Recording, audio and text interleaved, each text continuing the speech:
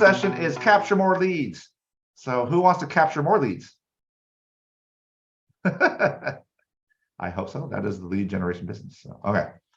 I'll talk a little about this. So this is the sort of the flow chart you're in right now. We're in the lead generation section of Ignite session. This is session 9, capture more leads. Last session was leads with open houses, leads with social media. We're going to talk about other ways to capture leads as well. So let's go forward. Today's agenda, we're going to talk about systems that work, prospecting, marketing, gold mine of referrals, more sources, capture every lead on ahas. We'll go through that for the first hour, and then the second hour we'll go into a further training. Great quote by Gary Keller. You love people, but at the same time, you haven't yet learned to love hunting for them. The number one thing that separates great agents from agents that quit is they get good at lead generation. That's it.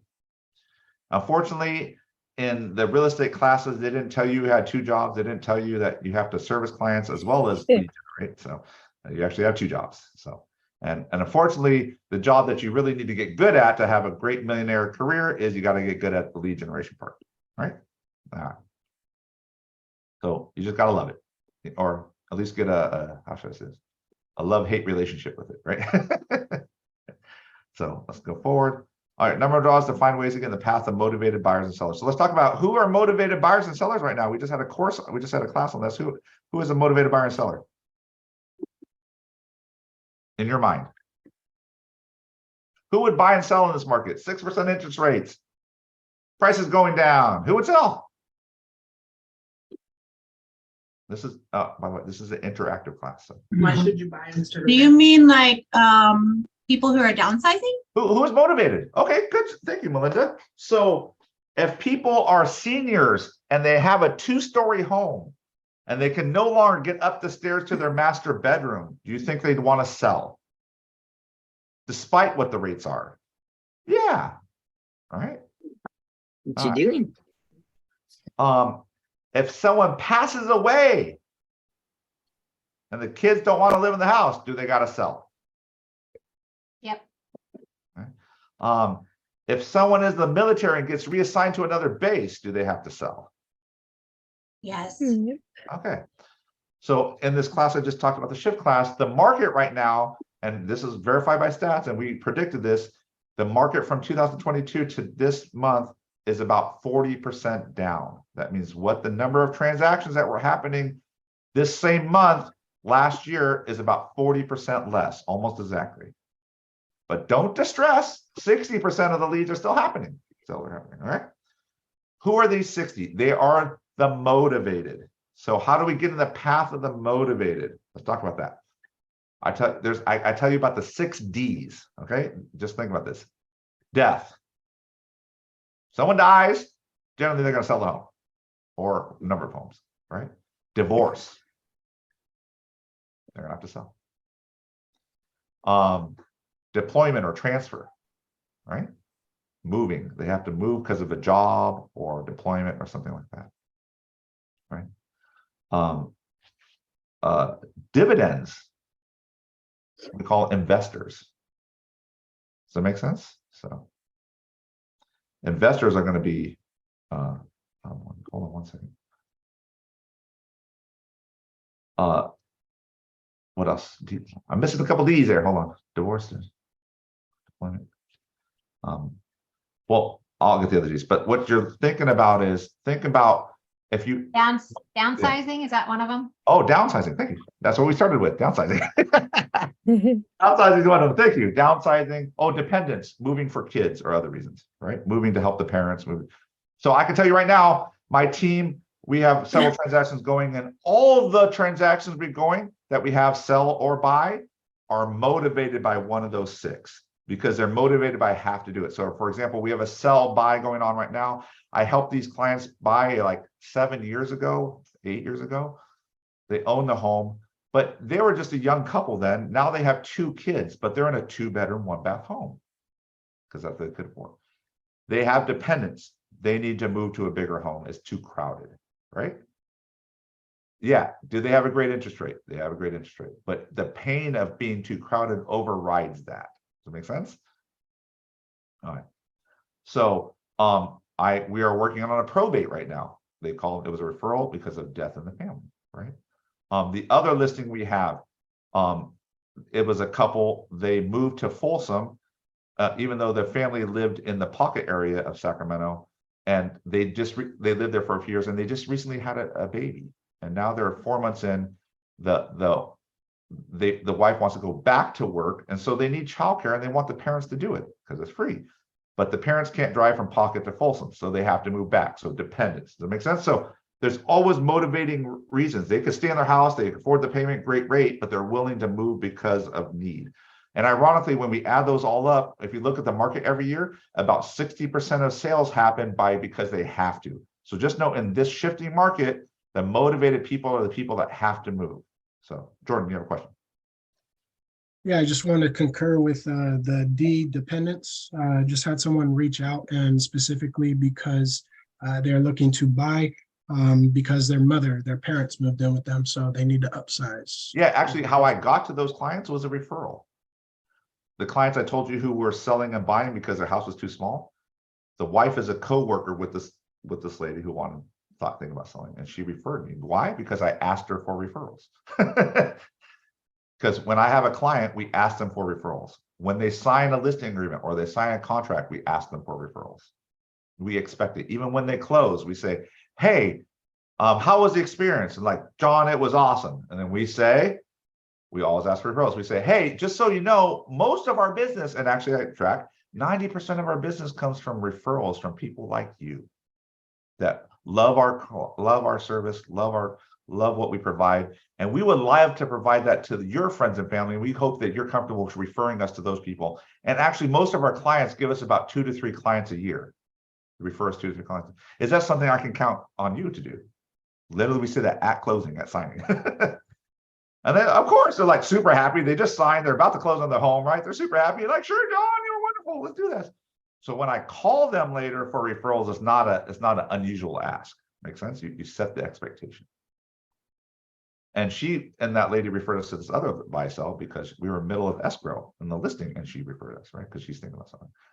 So, but just know, likely the person that are going to be hard to move, if the person just wanting to move because they just want to move, it's going to be hard to, they're likely not going to be able to overcome motivation of having a higher payment to do that, right? They're not going to overcome that. It's usually need an additional need to do that. So when I say get on a motivated scale so let me ask you, if you were wanting to find motivated buyers right now, where would you find them? Open houses? Oh, very good, Christina. If you're is it cold outside? I don't know about you, but like I had to put triple layer on because that was freaking freezing, right? All right. If you're having an open house and it's cold or it's raining, it's going to rain this weekend, and it's raining, and people got to manage the cold and the rain to get to your open house, do you think they're motivated? Yeah, because no one who's just wanting to kick the tires is going to navigate rain and cold to get to a stupid house just because they're curious. They're not going to do it, right? So just understand, think about what lead gen I can do that's motivated. So yeah, open houses are great. Yeah, are you going to have diminished returns, diminished attendees? Yes, you're going to have less attendees than you did in the past, but that's okay. You're going to have less attendees because there's just less buyers. But the attendees you're going to have tend to be very motivated. Okay, great. Also, people that come from MLS searches or come from that attend your open house from social media posts generally more likely have an agent already. People that come to your open house by signage generally don't have an agent already. On average, if you put out enough signs, 60 to 70% of your attendees will just come from the signs. You want that. That's going to generate buyers without agents most of the time. Good. Where else can we find motivated buyers and sellers? I know this is a new class. I know you're new, but don't worry. There's no wrong answer. So you can just throw something out there. So that's okay. Door knocking? Door knocking. Yeah. Door knocking. First time homebuyer workshops. Oh, first time homebuyer workshops, right? So I'm going to say a few things. So those are great examples. I can tell you first time homebuyer workshops are probably going to be less successful in this market. Not that you can't do it, because people are going to have to come to you to get the information, but they're usually scared in this market. They're scared about interest rates. They're scared about the market crashing. So usually I say people, it's better to have lead generation techniques in this market that go after people, right? So one of those Ds. So my team was doing home buyer seminars. We changed those to do investor seminars. Why? One of the Ds, dividends. When the market's bad, investors come in, right? I'm an investor. I plan to double the investments I do this year just because the market's bad, right? So play to the Ds, right? Like play to those. But the number one way you're going to find interested people is your database, your sphere. How do you know someone dies? It's your sphere, right? It's a friend, your friend. How do you know someone's divorcing? Right? How do you know, they're getting transferred, they're getting deployed, like all those things are real life happenings, and they show up on your sphere, they show up in your social media, they show up in those places where people start expressing things that are going to move. So just note that, okay? But if you want to look for outside things, yeah, open houses, beautiful. Things where you go to buyers, where they're going to be. And I would also knock doors on your open house, because the neighbors that are gonna come and brave the rain and the cold to get to your open house are really thinking about selling. So, all right, cool. Any questions, anything like that? All right. Question on your investor seminars. How would you go about setting something like that up when you're a new agent and you just don't know that much about it? It's kind of hard to present when you're inexperienced. Awesome question, Christina. I like that. Is an awesome question. One is, there's a book, you know the red book, The Millionaire Real Estate Agent, MREA, right? There's another book they wrote, the MREI, which is the Millionaire Real Estate Investor book. I recommend you read that book, or at least what do you call it? Audible. You want to read that book. That will give you the tools you need to do. Okay.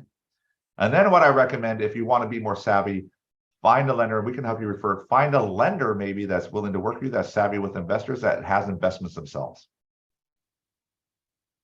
right? And piggyback off their knowledge.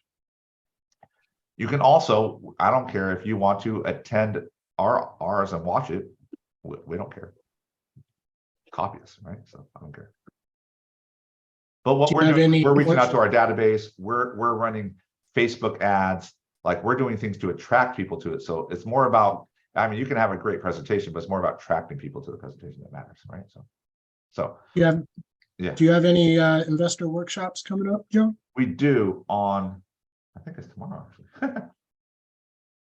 Tomorrow at 6 o'clock by Zoom is our first investor seminar, actually. So, AM or PM? PM. We do it in the evening so people can watch from home, right? So after work. So 6 to 8 p.m. in the evening. And it's all by Zoom. We make it by Zoom because we found we get more attendance if we do it by Zoom. So people more show up because they can do it from the community of their home, right? Which is fine. Okay.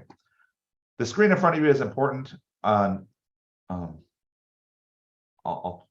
me hold on. Let me message my assistant. I'll see if I can get the link for you guys. I'll post it and I'll put it in the chat. So what's the Zoom link to the investor seminar? Now, forgive me. This is going to be our first one. I haven't done one in about a decade, so I may be a little rusty, but you'll get the point. But important I want to see on the screen is message and method are important for what we're talking about, right? Everything I was talking about was, what's the message? Number one, you match the message to match your market. I told you about the 3Ds. So I stopped doing the home buyer seminars because I know people who want to do new home buyers.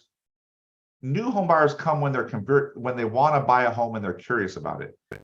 But if they're afraid of the market, they're not going to waste their time until someone overcomes that fear, right?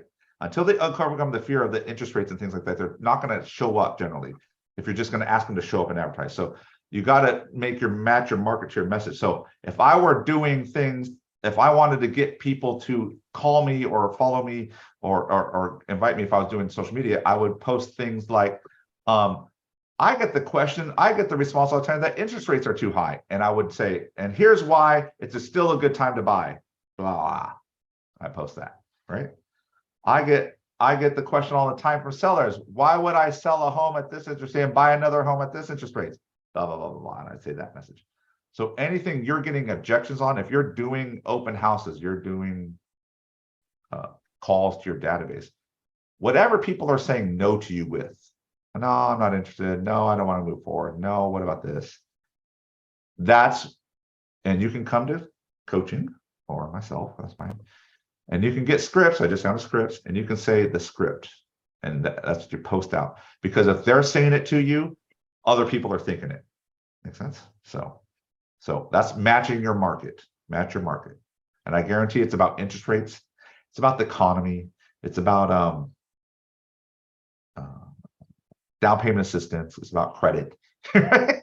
It's all those things, right? Mortgage hacks, 2-1 buy downs on credits, all these things that you're going to need to have in your arsenal to overcome objections to get buyers to do appointments with you. Anything I said that people are unaware of? I can clarify. All right. Hey, see, you guys already have the tools. I don't even have to give you the tools. So, all right. Match your market, target audience with market conditions. Get that? People, this market creates fear. KCRA just did a session last night on the news about how the market went from super hot to cold. And I don't know, well, if you were in the shift class a little bit ago, I told you actually in around mid-January, pending started to go up. The number of homes pending started to turn around. And actually by right now today, pendings are up 25%. Pendings are the first thing you start, when you see pendings are the first thing you see a market shifting, right? So what's that tell me? It's telling me buyers are coming back in the market, right? If you notice, rates have come down a little bit. So there's buyers that are like, okay, I know this is not going to be hell. We're not going to be fire and brimstone. We're not all going to die. It's okay. I can buy a home and I want to buy a home, right? So we're seeing buyers come in the market. So you need to match your market with your thing. Does that make sense? Now, you can either match your market, target, so we talked about what you were talking about, or you can make an offer. So make an offer is like, I'm going to, like, yeah, I would do a video on why it's a great time to invest in real estate. And my offer is come to my free investor seminar tomorrow at 6 p.m. Make sense? It's an offer, all right? Or just inquire, just send me a message, just direct message me, and I will send you a personal CMA on the value of your house. Right? Does it make sense? Offer. All right. So you can do an indirect offer and a direct offer, which is direct offer is like I give you a straight benefit for doubt, or more like, yeah, or an indirect offer is like, hey, I love to do a consultation with you on your time and schedule. Just let me know. Right? Or I love to, if you have fear about this market and buying what you really want to buy, I'm happy to talk to you about what the market's doing and where it's going. Hey, by the way, did you know pendings are up 25% right now? So buyers are coming back in the market and rates have gone down this much since December, right? So those are like you're indirectly trying to get them to talk to you, right? Make sense? You need to tailor your marketing, your messaging, your social media, how you reach out to your sphere needs to be tailored this way. If you just say, I'm an agent and I can help you in this market, that's not going to help. That's not going to help. You're going to have to say, I'm an agent in this market and this is how I can help you. Make sense? All right. Method, prospecting and marketing. All right. Oh, wait, are we good on message? Everyone clear on message? Method. You can prospect, which means I'm going out cold. I'm door knocking, I'm open housing, right? I'm talking to my people. It's usually personal, low cost, high labor, low cost, high labor. We recommend as new agents that you stay in the prospecting mode, because when you go to 2 marketing, that means you're going to market to get people to come to you. It starts costing money, right? And this market is going to take a little bit to get going. So I'd rather you not go into debt trying to market your way to success. So, okay. And honestly, the skills you're going to need when you market, that means when you market, you're going to get people coming to you. The skills you need to convert those people coming to you are learned because you prospected before. Does that make sense? You have those objections and you handle those objections. If you market, you're going to get those same people with the same objections. So you got to handle them anyways, right? You're just going to come to you, right? So there's a different way, but you can spend money. You can spend money online. Zillow, realtor.com, all those things are marked mailers. I'm spending money to advertise for investment workshops. I'm spending marketing money, right? To get people to come. Those are all marketing. Yes. Yes, Robert. Yeah, hi, John. In regards to marketing, I got a question. Specifically, let's say, for example, I'm doing an open house in an area where there are many apartments. Is there any limitations to like door knocking on apartments, or am I able to do that? Let's say they have like a gate, like those steel gates. Okay.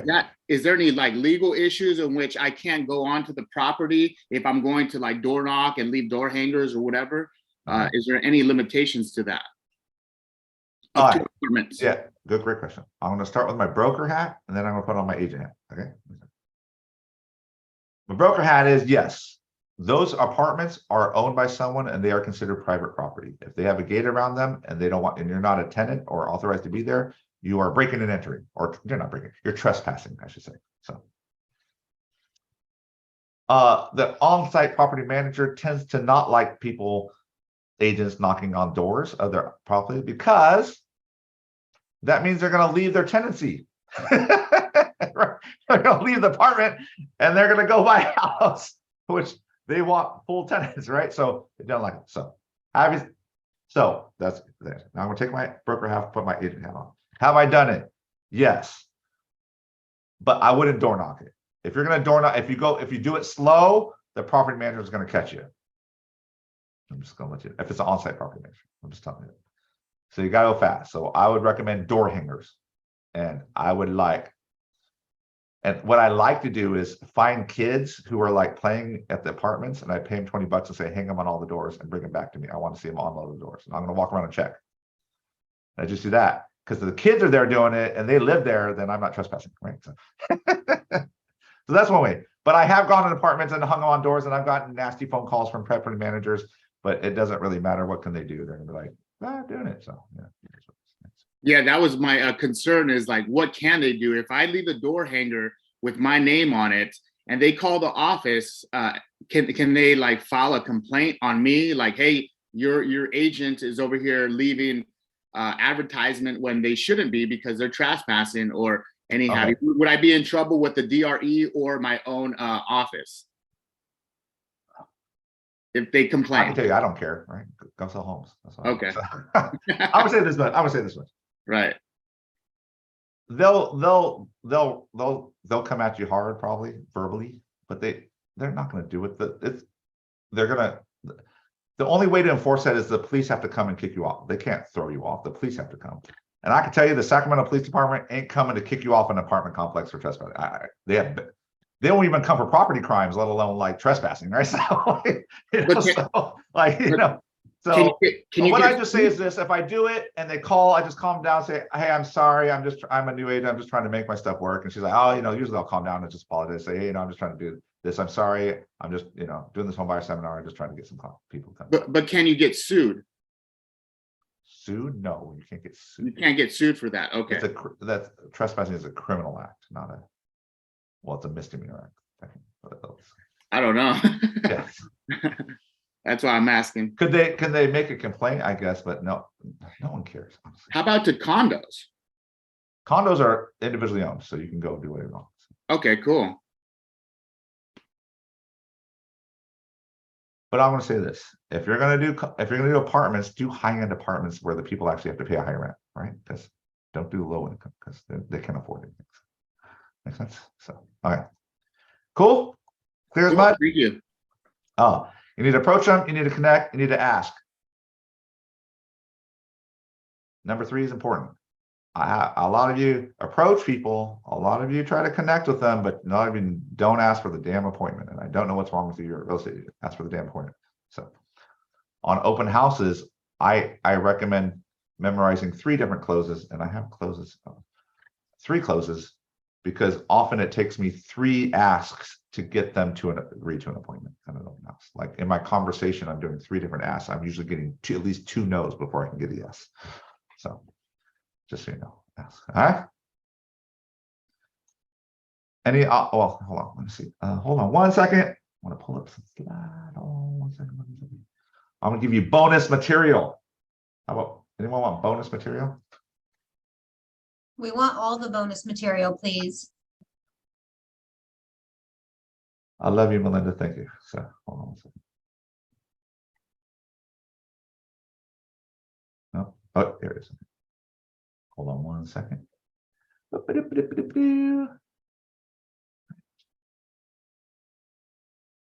John's class is exclusive with sound effects.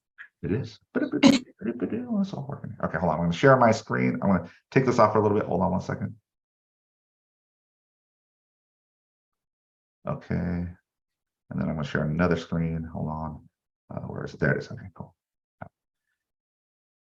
Can you see the screen? It says go for close examples. Everyone see that? Okay. These are examples of go for the close. I recommend if you want these, I don't have this. There's a little thing on your computer that says it's called a snip. Just type a snip and you can snip the screen. Take it if you want to. I snipped it and I'll share it in the chat. Thank you, Melinda. That's why I love you. Okay. So these are examples of close all the way from hard close. Let's meet. Soft close. I really enjoyed visiting with you. We'd like to get together to discuss this further. Direct close. Can we meet today? Indirect close. Would it be okay if we got some information to look over and can we meet to discuss? Try close. Have we gone over enough today that a meeting would be our next step? Assumptive close. It sounds like we should meet. I'm available most times of the week, so what time works best for you? The negative positive close. I like the negative close. Would you be offended if I asked you to meet to go over this? Because most people, when you think they'd be offended to say no to you, they'll say yes just because they don't want to offend you. So that's very funny. Anyways, take back close. I really enjoyed visiting with you. To be honest, I'm not sure if I can be a help or not, but I'd be honored if we can help. We can meet to find out. Tie down. Wouldn't it make sense for us to meet in the next day or so? My first go-to is my tie down close. I just prefer it. That's my personality. I like the tie down close. Alternative choice close. What works better for you? Meeting today, sometime this afternoon, or tomorrow morning? You need to have 2 or 3 and pick the ones that fit your personality. If you're a hardcore closer, I know Robert Mendoza is a closer. He's going to go for direct. No, not really. He's probably going to go direct. But if you're a hardcore closer, Jordan, you look like a hardcore closer. You're going to hard close. You're going direct. You like your, so pick the style you want. I would say, and then pick at least one, memorize like 2 or 3, but I'd at least pick one that is opposite. So that way, if you're getting a person that doesn't like the direct closes, then you always have an indirect close you can flop in there, right? When you're talking to somebody, all right? You need to memorize closes. Okay. If you are talking with someone at an open house, and I used to do coaching, and actually we're going to bring this back, and we would go practice at an open house. Oh, I'll go shadow people at the open house. And if I did not see my students do 3 closes on a conversation, we would have a talk. Right. And if you did the same close every time, we'd have a talk. Like, you need to memorize one more, right? What I'm going to say this is a skills market. This is skills. Okay. You should practice these so they sound smooth. Make sense? Okay. As an example, who wants to be, who's done open houses? Anyone done open houses here? Well, Belinda, of course you done open houses. No one else has done open houses? I did. Okay, Jenny, you're an example. Jenny. I didn't even know you're on here. Okay. Yes. Jenny, so if you say you're going to be my person who's looking at the house, okay? I'm going to be the agent. Okay. You got it? We're going to role play. Yes. I know you don't open houses, so act like a buyer or act like someone who's walking in the house. Okay. So you came in the house, you signed in, you're walking back out, and I say, "Hey, Jenny, how'd you like the house?" What are you gonna say? Looks okay. Looks okay. How much is this house? Okay. Well, okay. Hold on, Jenny. Let me back up. Okay. 96, only about 4 to 6% of the time, a person finds a home they buy through open house. So 96 to 94% of the time when I ask them, how do you like the house? They're going to say there's something wrong with it. It's not for me. It's not the house I want. I know that. So Jenny's response is a very unusual response. Most of the time is saying, well, I like the house is okay, but it's not, it doesn't meet my criteria. Whatever, something like that. Yeah, that's why I said it's okay. Like it's not like it's great or Yeah, but you said, what's the price? That means you're still interested. okay. Well, most of the time they're gonna say, I'm not interested. Some version of that. And I say, oh, what do you not like about the house? And then what are they gonna say? Is this a PG&E or Is the PG&E? I don't like PG&E. They charge a lot. You know, I don't want power revoked. Does this have a bedroom and bathroom downstairs? This doesn't have a bedroom and bathroom downstairs. You know, Yep. I need a bedroom bathroom downstairs. The yard's a little small, right? I need more bedrooms, right? is there HOA? Is there HOA, right? All it, Yep. you get, Jenny, do you get Yes. these objections? Yes. So I said, oh, okay. So you need a bedroom and bathroom downstairs.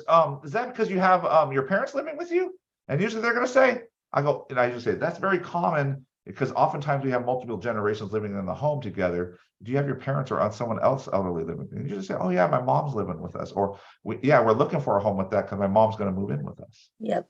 Great, fantastic. So, you know, this house is, so if I got you a home with a bedroom and bathroom downstairs, would you buy, if this home had a bedroom and bathroom downstairs, would you buy the home? I would consider it. You would consider it. Okay. What else would you need to have in this home that would make you want to buy this home? Well, not this house because it's too small. Maybe I It's too needed a small. So this house is 1,600 square feet. Would you want what, 2,000, 2,400, 2,500 square feet? I mean, I need more rooms. You need more room. Do you need a loft? Do you need, Sure. okay. And maybe you have kids too. So you want a different play area than where you're watching TV? Yes. Okay, excellent. That would be nice. That'd be nice. So, okay, this house is priced at 450,000. Is that a good price point for you? A little bit up for this house, not for For this, this house. house? But if you had a 450 payment that had a bedroom and bath downstairs with a loft upstairs and had the square footage you're looking for, would you be interested in that house? Absolutely. Okay, fantastic. Well, great. This house, as you know, doesn't meet that criteria. But guess what? I have a list right here of homes that are for sale in the neighborhood, and this organized by price point. And so if I look at the homes that are selling from 450 or below, and maybe I bump it up to 500, we'll just check it out. I can help with the interest rate. 500 and below, I have 4 homes right now that have a bedroom and bathroom downstairs that are larger square footage that is in that price point. Would you be interested in seeing those homes? Sure. Where is it located at? Well, excellent. I actually have my laptop right there. Why don't we walk over to it and I have that list up there and I will show you those homes online right now. Perfect. And then we go show the homes. I said, do any of these interest you? And they say, I really like these two. I'm like, guess what? That's perfect. I get off at 3 o'clock. This open house ends at 3. It's going to take me about 45 minutes to pick up the signs. How about I meet you at that house at 4 o'clock and I'll show you that home. Nice. All right. I'll be there. Great. I'll be there. I said, oh, forgive me. I totally forgot. Are you pre-approved for a loan? And what do they say most of the time? No. No. Oh, sorry. I'm getting ahead of myself. You know, I have a policy in my business where I don't show homes to people that are not pre-approved. And the reason is this, and I've done it a few times and it ends really badly. Say I show you that home and man, that home is the home of your dreams. It is perfect. Your kids love it. Your husband loves it. It is like slam dunk. We go to get pre-approved and you can't get pre-approved and we don't get the house. Yep. I've done that before and I've seen it devastate buyers. I've seen it devastate families.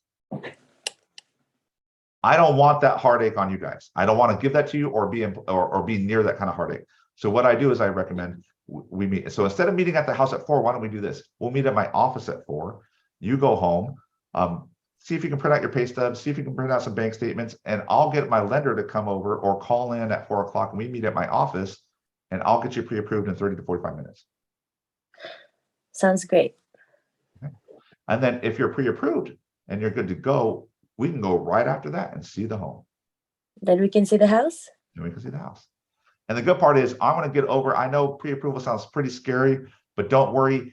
Even if it sounds really scary to you, the good thing about this meeting is even if you don't get pre-approved, we're going to give you an exact plan on how do you get pre-approved. We're going to say, hey, you need to pay this credit card down $538. You need to pay this collection off, and then you can get pre-approved. And so don't worry, even if you're not pre-approved, don't worry, you're not going to have the heartache of losing out the house. We're just going to get you on a plan that where you can deliberately check the timelines and what you can do to get yourself pre-approved. How does that sound? How long does it take to get pre-approved? It's only going to take about a 30 to 45-minute meeting to pull that off. Okay. Jordan, you have a question? Can you explain the difference, if there is a difference, between pre-qualified and pre-approved? Sure. Pre-qualified means they've talked to the lender. They say, I make $10,000. And I've been at work for 4 years and blah, blah, blah. They tell it. Usually they'll pull the credit. The credit score is good enough, but the information they have on the buyer is usually verbal. It hasn't been verified yet. That is a pre-qualification. Pre-approval means I've gotten docs and I've ran them through what we call a direct underwriter system, a DU system, means they put it in the lender's system and generated approval to come out. It goes through a system that Fannie and Freddie have, and they generate approval, and I got you approved. That's usually a pre-approval. Okay. Yeah. And then they have fully pre-approved, which means the buyers came in, they gave all the docs, and you can do this with some lenders where they'll take the whole thing and they'll run it to the underwriter. They'll go all the way to the underwriter and underwrite the whole file without a house. And they come out fully pre-approved at that point. That means all you need is time to do the appraisal to close that house. That's it. All you need is appraisal to close the house. So if your buyers were struggling, they're in a tough price point and you want to write a fast close, you get your buyers fully pre-approved, because then you can write a 15-day offer, because all you need is the appraisal, right? So That's at the last, when you're at the escrow, right? That's before you close. No, well, normally people do a pre-approved, but you can actually get them pre-approved prior to actually going in escrow, all the way with the underwriter. I mean, the hard pull.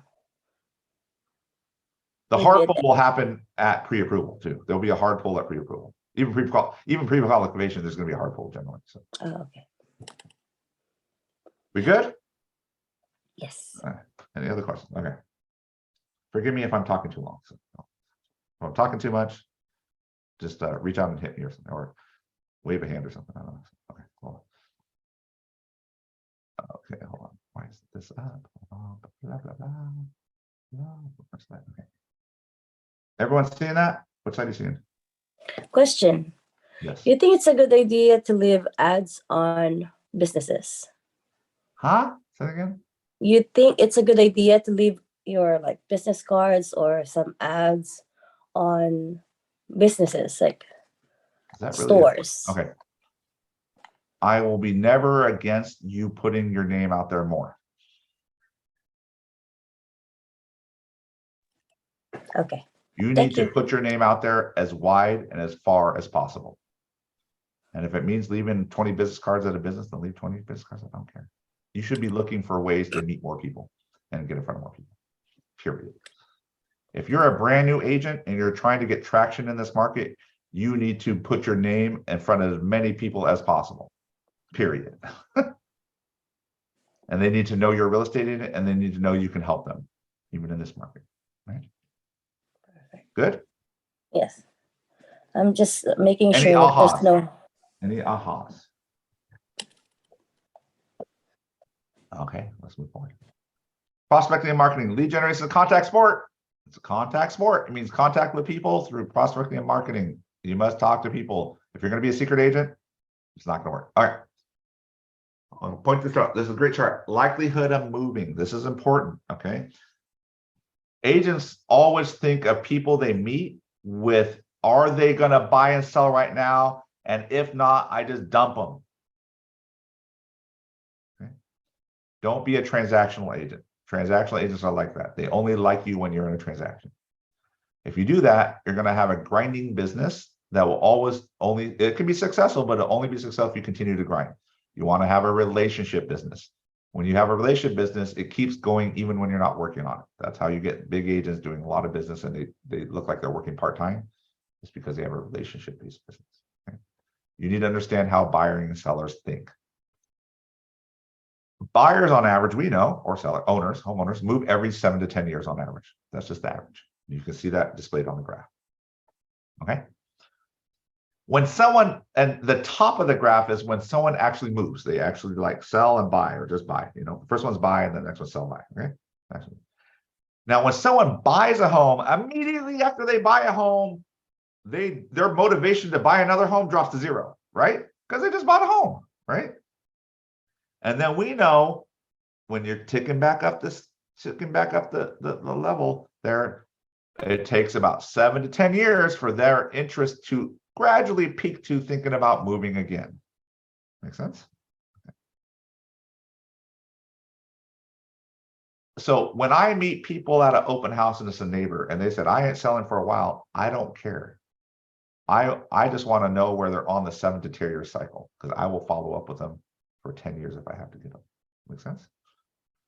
So you need to start thinking about your clients and who you meet, less about who can do a buy and sell right now, but how can I continually help this person for the rest of their life? How can I be such of a service and create such a relationship that I can get their business and their family's business for the rest of their life? Right? I want you to see those little slice marks on there? Okay. Those are milestones that people will eventually get back to the top. Now, we all know like Zillow and Realtor.com leads, which you can get here in office and all those things. Zillow, Realtor.com, Redfin, all those people, they live right at that top of that, right at the top of that move. They live right before that, right before someone moves, they live right there. And they spend billions and billions of dollars trying to get in front of people right there. Make sense? So if you only hunt for those people, if you only hunt for those people, like I want a buyer that wants to buy right now, if that's all you're hunting for, you're competing with Zillow, Redfin, and all those people. You may win some, but you're going to lose a lot of it. Make sense? So how do teams win long term? We capture them on the check marks, and they never go to Zillow and Redfin. Make sense? So different social medias will be farther back. I have found if you advertise on Facebook or Instagram and you get interest, they're generally 6 months to a year out from buying or selling. That's just my thing. So just know different parts of the internet, when you receive those leads, it gets you generally clients at different stage points in their process to move, getting to move. Okay. You want a big you want a big pipeline and you want to grow over time and have exponential growth on your business. You got to do this is you mine the 1 years, the 11 months, the 12, the 9 months, the 6 months. So you keep all those people, and then you get the low hanging fruit that month. So you get your low hanging fruit. I'm closing 1 deal this month, but next month I'm getting my 1 deal I get, but I got someone that I've been nurturing for 3 months and they're coming live. Now I have 2 deals. And then the next month I'm getting my 1 deal, but now I have someone that was waiting 3 months and I got in there and I have a 6-month coming up too, right? That makes sense? The teams that make the agents that have a big pipeline, it's not because they're getting all 6 that time. It's because they're getting 1, 2 transactions that month, but the rest of them they've been nurtured over time. They're coming up that month. Make sense? So it's a mindset. You have to think about your business in that way. And you need, as an agent, you need to compete on that timeline. That's why we tell you to go talk to Vince and do the 201 club and get your 36 touch in your database, because you need to love your people over that whole 7 to 10 year venue timeline, right? And you're going to meet people on door knocking, or you're going to meet people at open houses, and they're going to be farther down the line, and that's okay. They're not bad leads. They're just not ready right now. But you need to get them in your web so that they don't go on Zillow and they don't go on Realtor.com, right? Make sense? Any questions? Okay. One thing you need to know, if you were in a relationship with this person just on this timeline, you would get 3 sales. Actually, you would get 5. Initial buy, sell buy, sell buy. 5 sales, 1 person over 20 years. And that's if they don't even refer you to family or friends. 0 referrals. So just think about that. When you meet someone who's a first-time home buyer, create a relationship, because they are a 5. Actually, it's more than most people move. Most people move 5 to 6 times before they die. So it's actually a multi-transaction person there for you. That's how you create loyalty and brand and relationships. All right, we good? Nah. Marketing is money intensive, Passive, long-term results. Usually it's a slow play. Prospecting is time-intensive, proactive, immediate results. If that money-intensive scares you, you should not do marketing. If that feels like, you should not do marketing. You should do prospecting. Time-intensive, immediate results. That's what you want. Make sense? Right? If I'm mailing to North Natomas, if I even mailed a postcard to all of North Natomas, it would probably cost me $12,000 to $15,000 to pull that off. Or I could flyer drop all of Natomas over a month. Prospect. Makes sense? Time intensive, labor intensive, but that's it. All right. This is examples of prospecting: face-to-face phone, listings without agency, FSBOs for sale by owners, expired listings, circle prospecting. This is cold calling neighborhoods, apartment complexes. Who talked about? Robert talked about that. You don't have to knock on the doors, just call them. Recently sold listings, circle dialing means I'm calling around this people. So an example of circle listing is, hey, I call the ring. Hey, I just closed a deal on 123 Main Street, and I'm just calling all the neighbors in there to see if anyone is interested in selling their home as well. We just got over ask price even in this market, right? And it doesn't even have to be your listing. It could be one of the office's listings. I don't care. Just say, just say, hey, we just sold. Just use we, because you're part of the office, right? So just use we. So that's circle prospecting. Community outreach, charity work, volunteer work, key relationships, corporations, builders, banks, third-party data customers, investors, right? So I call these buckets. Where can you go find buckets? I was PTA president for my son's school for a couple of years. And one of the buckets I found was I started helping the teachers buy homes or sell or buy, and I helped the parents. But I went to the teachers because one of the teachers was on the teacher union board for the Sacramento Unified School District. So I said, hey, I'd love to help you. Do you guys have a charity? So I said, can you get a meeting? They're like, sure. They let me help them buy a house. So I said, okay. I sat down and said, hey, I know I'm going to do this for your clients. I'm going to pay for their home and pest inspection, which is about $500. If you refer me someone through, we'll set up a program for me. And after we close, I'm going to donate $500 to your charity as well. So your buyers win, and your team win, and now they're getting a discount, and you win because you have money in your charity now, right? And I did a bunch of sales for that. That's a key relationships, right? So if you want to think about your database, who you know, who's in your phone, think about people who have influence. They're in key positions to influence high level, a lot of other people. They have influence over corporations or other people like that. I call those buckets. You want to guess? Robert. Yeah, it just sparked a question in my head. We haven't really talked too much about finder fees. Is that something that we're going to discuss throughout Ignite, or just when you? What do you mean by finder fees? Well, how you just said, it's not necessarily a finder fee, but how you're giving incentive to charities. Is that something like that we can do as individual? Okay, great question. Yes, great question. Like, so, can we kick back? They passed a law called the Dodd-Frank Act after the last recession. And the Dodd-Frank Act was trying to fix all the things wrong within lending and real estate that caused the great crash that happened. Okay? So, one of the things they stopped in saying is you cannot pay part of your commission to a party just because they referred you business. They actually have to be done work on the business. So when you say finder's fees, that means they had to expend either labor or money to bring you that person. Right? So, for example, can you call it a consultation fee? No, you can't. No, it doesn't matter how you call it. It's not the name. It's the transfer of money. I appreciate you're trying to go around that, but no, it's not even finder's fee is just one of those terms. So. But you can give gifts. You just can't be pre-planned. So I ask for referrals from my clients, right? Referral fee, When they yes. send me a referral, I send them a gift card just for doing their referral. Even if it doesn't pan out to anything, I send them a card with a gift card. I don't tell them I'm doing it. I just do it. If that turns into a lead and it turns into a client and we close, I have knife sets I get out. I send them a knife set. Say thank you. If they start doing more, I up the number of gifts I give. It is never, I never offer it to them. I don't tell them I do it. I just do it because it's a gift. The minute they expect it and then we have a conversation, I'll do this for this, you're violating the law.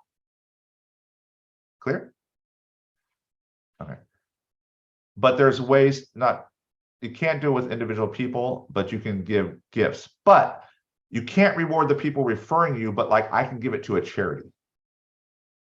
Make sense? I like if the teachers union referred me people, I can't give money back to the teachers for the referral, the teachers union, but I can give it to charity as a gift for me. Make sense? I say, I'm making a gift to your charity. Make sense? So to piggyback. no, I can give gifts. I can give gifts. I can give away my commission and money to my clients. That is all good. You can write all your commission to your clients if you want. Well, not our portion, but you can write as much as you want to your clients. So you can compensate the client. You just can't compensate the person referring you with money, right? And a prearranged deal, right? So unless they're doing some work on it. So how does realtor.com get around this? They say, hey, Robert, let's sign a contract. I'll get you leads, right? What they say is, we're going to host a website. I have a call center. We're going to make the calls for you. We're going to work and convert them to you, and then we're going to hand you the appointment. Now they can earn commission. Now they can get paid because they're actually doing physical work to generate that lead for you, right? Does it make sense? But if it's just like, hey, you know, my friend said he wants to buy a home. I want some money. Send me 2,000 and I'll give you my friend. Illegal, right? Makes sense? So, all right. All right, teaching and speaking opportunities. Trust me, getting in front of people as an expert is a great way to do it. Having meals, door-to-door, networking, booths, kiosks, walk-ins. These are all different ways you can prospect. I would say this about prospecting. You need to identify one or two that you want to do and do at a high level. If you try to do 3 or more, you're wasting your time. Success happens in depth, not in width, in depth. So I have people that are multimillionaires and all they do is fizzles and expires, right? I know a guy who's a multimillionaire who does circle prospecting, and all they do is cold calls. But they're really good at that, and they do a lot of it. Makes sense? So it's not about going wide, it's about going deep. So what I'm going to say is pick ones that seem palatable to you. Pick ones that, like, if I did that, it doesn't sound so bad, right? Some of these, like, if you told me door-to-door canvassing, I've done it. In fact, I did it. Rich on my team. He was going out to door knock a neighborhood for, we had a listing coming up. We're doing an open house. And I was like, I was trying to help him. So I said, I'll go door knock. And I haven't door knocked in like a decade.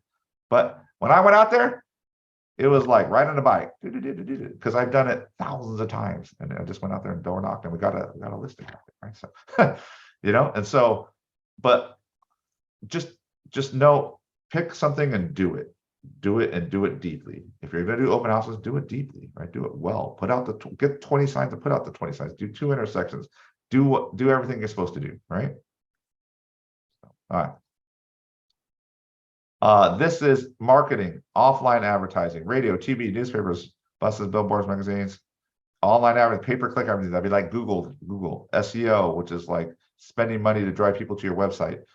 Social media, portals, broadcasts, radio, live TV shows, blogs, direct mail campaigns, promotional items, public awareness, sponsorships of these programs. Sponsoring the Little League team, right? That's like marketing, right? As you can see, these cost money.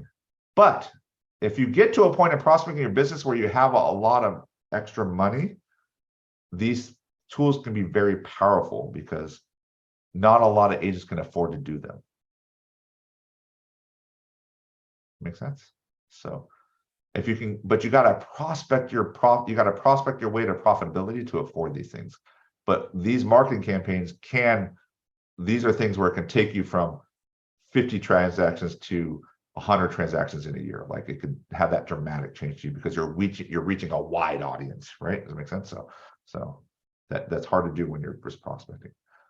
But I'll say this: prospect before marketing. Don't spend money that you haven't earned on marketing. Prospect first. I have seen many agents go bankrupt because they did things backwards on this. I would not recommend it. All right. Prospecting plus marketing, both. Farming is, you can do it labor-wise. I can go door knock and drop on the flyer. That's a little cheaper, or I can mail. Right? So it can be live, or it could cost. It's going to cost me to, I'm going to mail to the non-owner occupants. I'm going to mail to the owners that have rental properties, but I'm going to door knock the whole neighborhood. So a part of it's prospecting, part of it's marketing. Make sense? So events, open houses, right? Open houses are by definition events, but I can door knock beforehand to get more prospecting and then have open house as an event. Makes sense? Seminars, we talked about investor seminar, contests, client appreciation events. We do client appreciation events on my team. Networking, Sphere, past clients, allied resources, agents.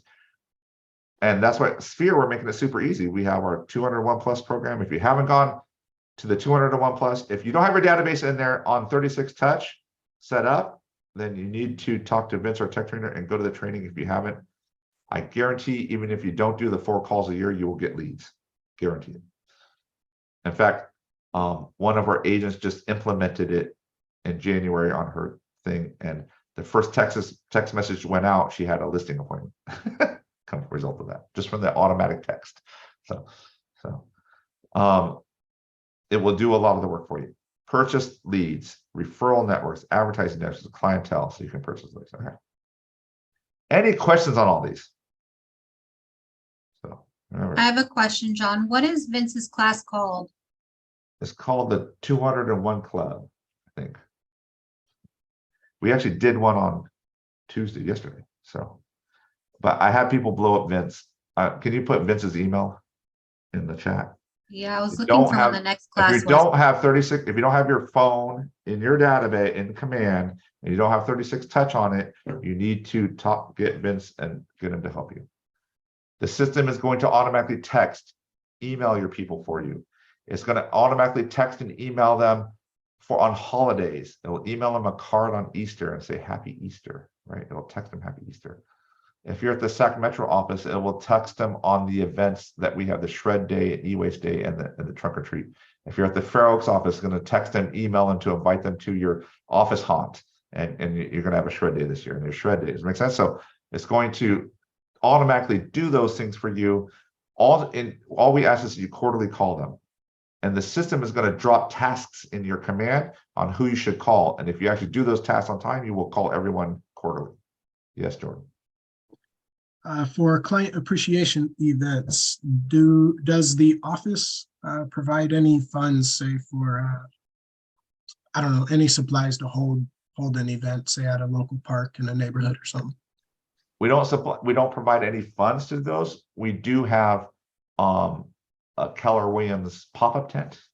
We do have like a table, a table cover that has Keller Williams on it. So some of our agents that do client events will borrow those. You just have to ask, because one time we let someone borrow and they broke it. So we just say, hey, there's some things to these. There's things that we can support you. We can, but often I would recommend, if you're gonna do client appreciation, go to your lender and partner with them and have them buy tchotchkes or something. I call them tchotchkes, like pens or whatever, right? It's not that hard. So honestly, it's really easy. A lot of people want to do client events that are super difficult to work. And I can tell you that's a mistake. One, they get expensive. Two, if they're difficult events where you're doing a lot of the management of the event, you don't actually talk to the people that are there. You're actually just so busy working the event that you don't actually get relationships with them. And then I went to this training where there's this team, and they have a large team in several cities. They have several teams in several cities, and they were doing events for all of them. That's how they probably did themselves.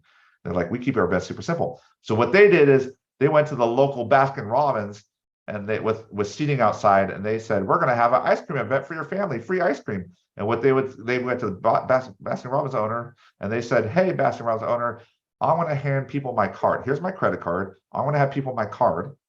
And if they come in with the card, give them what they want. Let them order one item. And what I do is we sit outside. And so me and my team sit outside. And when they walk up, we're like, hey, Jenny, how's it going? Good to see you. Thank you for stopping by. Hey, the ice cream is aside. Here's a card. Just give them the card. They'll make sure you get it. Oh, there's 4 of you. 1, 2, 3, 4. Oh, sorry. And then we say, when you're done, when you get your ice cream, come out back, sit out here with me. We'd love to talk to you. Catch up. Boom, boom, boom. You don't have to set anything up. the only thing you're going to charge is the ice cream, right? And you get to sit there and love your clients. And the best part is, and I say this, is start networking the owner. Now you have an owner that knows that you have influence over people in the neighborhood and can bring customers to them, right? Then I would say, hey, owner, is there other ways I can help you bring customers to your client? I want to make this a win-win, right? And start working on a business-to-business relationship, right? That's an example of one, right? Keep it super simple, right? What about, sorry, could you use the pop-up tent or the table display to set up a random booth somewhere, like maybe outside of a grocery store or at a park during a soccer event or tournament or something? You can. Just to meet I people? wouldn't recommend a grocery store. There's a lot of laws in California that restrict what they can do. So you just don't have carte blanche authority to do that anymore. But two, like we do, for example, I live in the Hamptons neighborhood in Natomas. Every year they do a fair, kids fair, a lot of events and stuff like that. So yeah, I borrow the tent, I put it up. Well, actually, I have my own tent now, but I used to borrow the tent, borrow the table, and I got a little spinny wheel of prize wheel. They spin, and I have candy and tchotchkes, and they spin it, and they get depending what they win, they get it. So all the kids love it, right? I just ask. I have a little QR code, and I just say, hey, parents, before they can spin, can you download the app? This is my app. If they object, I don't stop them from doing it, but that's what I ask, right? So you just want to be able to capture their information somehow, right? So, but yeah, Okay. I've had agents take it to farmers markets. I've had agents take it to they're having a home buyer event, but a first time home buyer event, but it's at a community center, and they want to do it there, right? So yeah, that's what it's for. So we'll support you on that.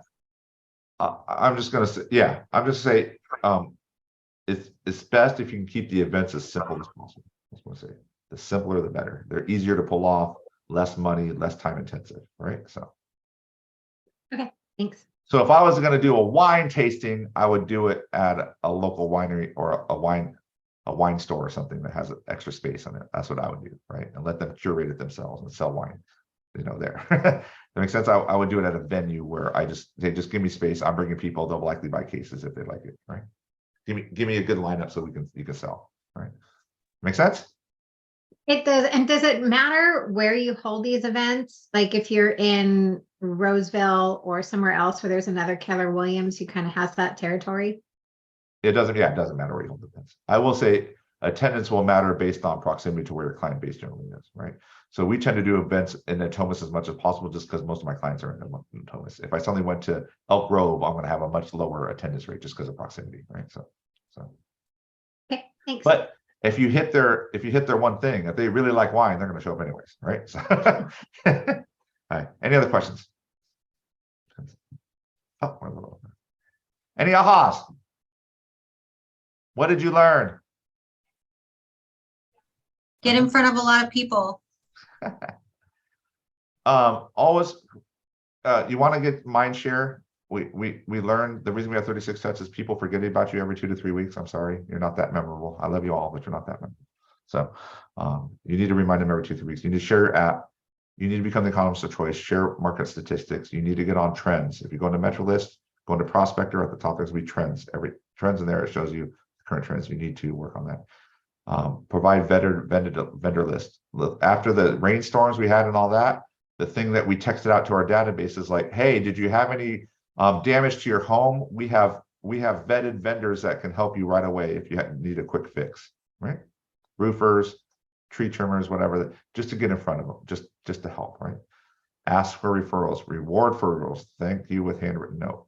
I highly recommend if you get into the habit of writing thank you notes, handwritten thank you notes to people you meet with, it will go a long, long way to creating loyalty. So, all right. Agent to agent referrals. Did you know you can get agent to agent referrals? So when people have new people moving from the Bay Area to here, they will call agents up here and say, hey, I have a buyer. I'm looking for an agent to refer. So I don't know if you saw. I'm running low on time, but that's okay. I'm going to do it anyways because I'm in charge. So that's okay. So despite what Linda says. So, I want to log into command. Hold on one second. Okay, hold on one second.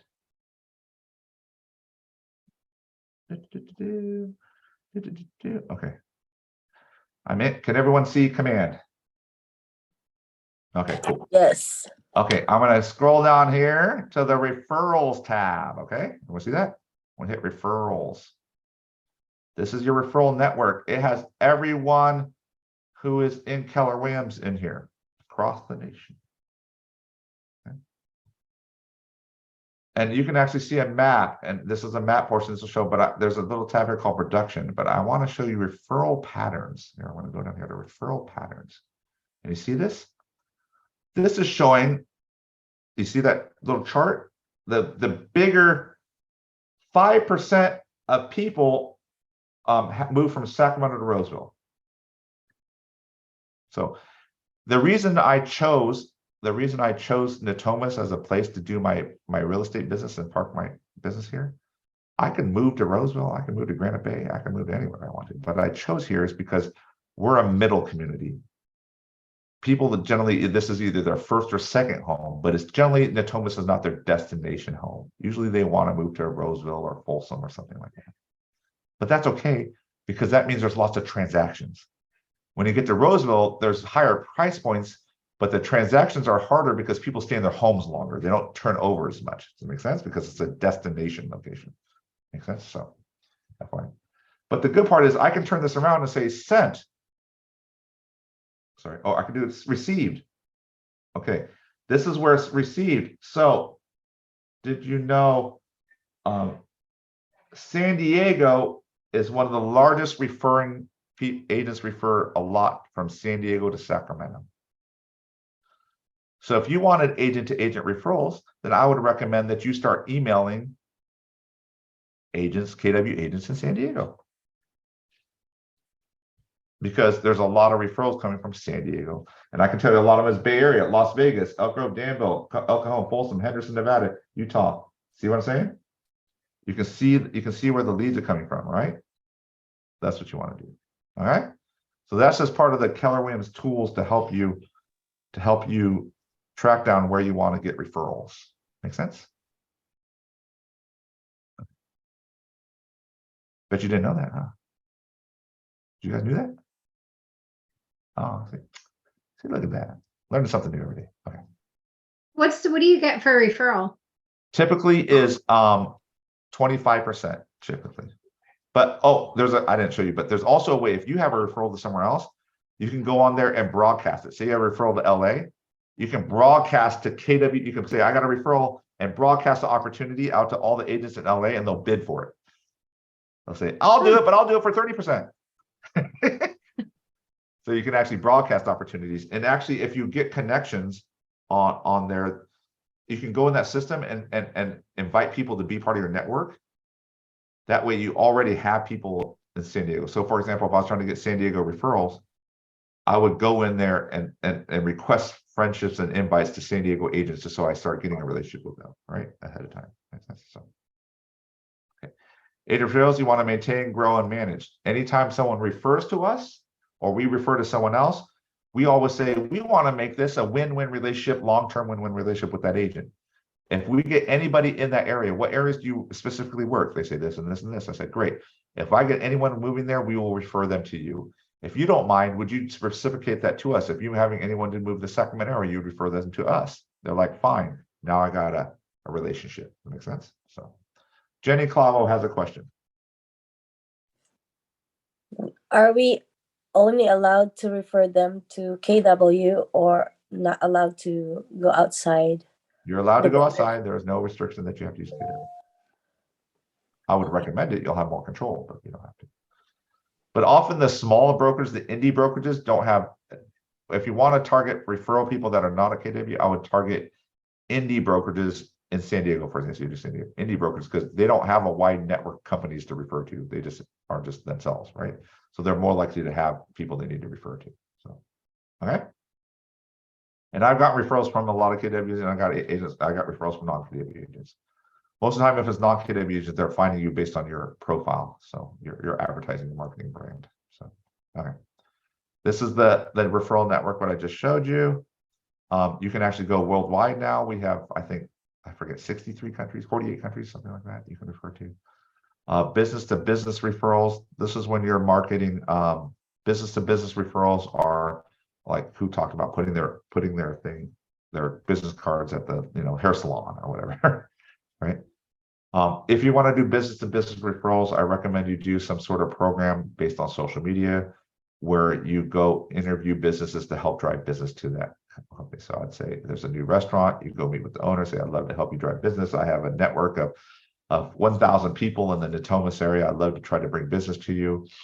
I'd love to just do an interview with you and just talk and can you make I will set a time. Can you have your favorite dish there? I'll have a photographer and videographer to take pictures of that dish and just, some shots. So we're talking and I'll let you present on, a little about your business and you and just, so the community gets to know you. Right. And it works great often if you can do a coupon, like 25% off an alcoholic drink if you buy for 2 or something like that, right? Whatever, just something to tease them, right? So I do that. I make the video, I post it, I email it to my people, and I make them check in at my website to get the coupon, right? So that's what I do. So if you want to do business referrals, it's a different way to market, but if you want to farm, for example, Amethyst Bailey, who's one of our ALC members here in Sac Metro, she lives and works the Midtown area. Well, there are a lot of houses in Midtown, but there's also a lot of businesses, small businesses. So she's doing business to business, and she calls that, I forget if she calls it like business spotlight. No, it's more sexy than that. She has some name to it, but essentially she does a question with them, highlights their business, and tries to encourage people to come use their business and tries to generate a coupon. That's another way to generate leads as well. You get leads from the business person. You also are hosting, you try to use people to try to get people to track you and download your coupon and stuff so that you capture their information so you get people coming to you, right? All right. Woo, any ahas on that stuff? All right. Sorry, I need to move a little faster. More sources. Geographic farming. If you want a geographic farm, you got to be super diligent. Every month, door knock, drop something on their database, on their phone. Every month. If you're going to do a geographic farm, I recommend you try to do open houses only in that neighborhood. Try to get your brand high in that neighborhood, right? You need to find out the community events in those neighborhoods. You need to be at community events with your table that says Keller Williams Realty on it. You need to be there, right? Does that make sense? So those are important things if you're going to geographic farm. So it says that open houses, social media, conversion, contact notes. You need to be hyper branded local. So it's not just good enough to walk the neighborhood. You got to be the Little League sponsor. That makes sense? Team sponsor. You got to be at, like I sponsor at the school. Their harvest festival. I'm a sponsor, right? That sort of stuff. You got to be in the community, right? You got to know all the businesses. You got to know what the good restaurants are, the bad restaurants are, right? You just got to have that. You got to be like, you got to network, right? But there's also a methodical to this. You got to door knock. At some point, you have to get in front of them regularly every month, right? So your social media should be tailored. Even your personal social media should be tailored around the community. So I'm at the farmers market in North Natomas, right? Blah, blah, blah, blah. So happy we come here every Sunday. Come down here and have a great time, right? I'm not advertising my business, but I'm advertising I'm in Natomas, right? Does that make sense? So. Events and seminars, I think we talked about this as well already, so I'm going to sort of move forward on this. If anyone has any questions on those. Leads are everywhere. Grocery store, coffee shop, repair shop, hair salon, dentist office, wherever you go. When I know there's only a certain amount of people in your phone, but honestly, most people can double the amount of people in their phone if they actually just thought about it, that are not people there that you actually know. Dentists and hair salon people. And your repair people, your car repair people, they're there and they'll help you. Trust me. One of my biggest referrals, I don't even own them. I had a BMW 5 years ago. I don't even own it now, but I became such friends with the owner, well, actually the sister of the owner, that I sold their house and they refer me all the time. And I don't even have a BMW anymore. Think about that stuff. I will say this. if you want to be super sneaky, I used to do this with my wife and now she hates it and won't let me do it, or she tries to kibosh it. But if you ever go to the grocery store, there's always long lines these days because they don't have enough checkers. I don't know if you've been there, but there's always long, especially go during busy times. Go during busy time and go shop, grocery shopping. When I'm standing in line with my wife, I start talking about a real estate transaction or something about real estate to her. And you know me, I'm kind of a loud guy. I kind of project my voice, right? I'm a projector. That's just what it is. So pick up your voice. And I guarantee if you talk about real estate, someone in line is going to be, oh, you're a real estate agent? And they're going to make some comment like, ooh, how's the market? How are you doing? Because they're a little worried or something like that. I don't care. I want to talk about real estate. And then I ensue a conversation. All of them, actually, we're doing good. We have 6. Really? Yeah, you know, values haven't dropped that much. Rates are coming back down. Actually, pending transactions are 25% up in January. Did you know that? What? Yeah, we probably hit the bottom. So if you're looking for the best buying opportunity, it's now. We're probably going up from here, right? My wife would not be happy with me, Trust but me, I might do my it. wife would, until when she found out that's what I was doing, she stopped like playing along, right? So, so now when How I do does it, she that- just rolls her eyes at me, right? So, How does that work when you grocery shop alone? You can't really have a conversation with yourself. Get a homegirl hat. okay. If you I want, mean, you can, but you'll be crazy. if you want to be sneaky, Right? pretend you're on your phone. Oh my goodness. I'm telling you, laugh at me. I've gotten listings from that. Fantastic idea, John. I love it. Listings.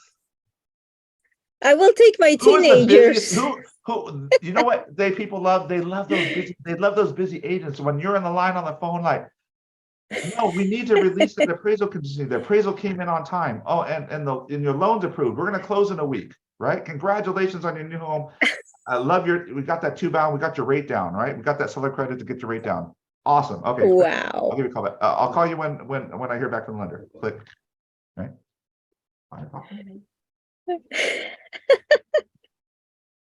Make sure it's on mute though. If you really want to call somebody, like just call one of your family members, but you know, no, just call someone they're not going to answer and just put it on mute so they won't hear the thing. Right? So, all right.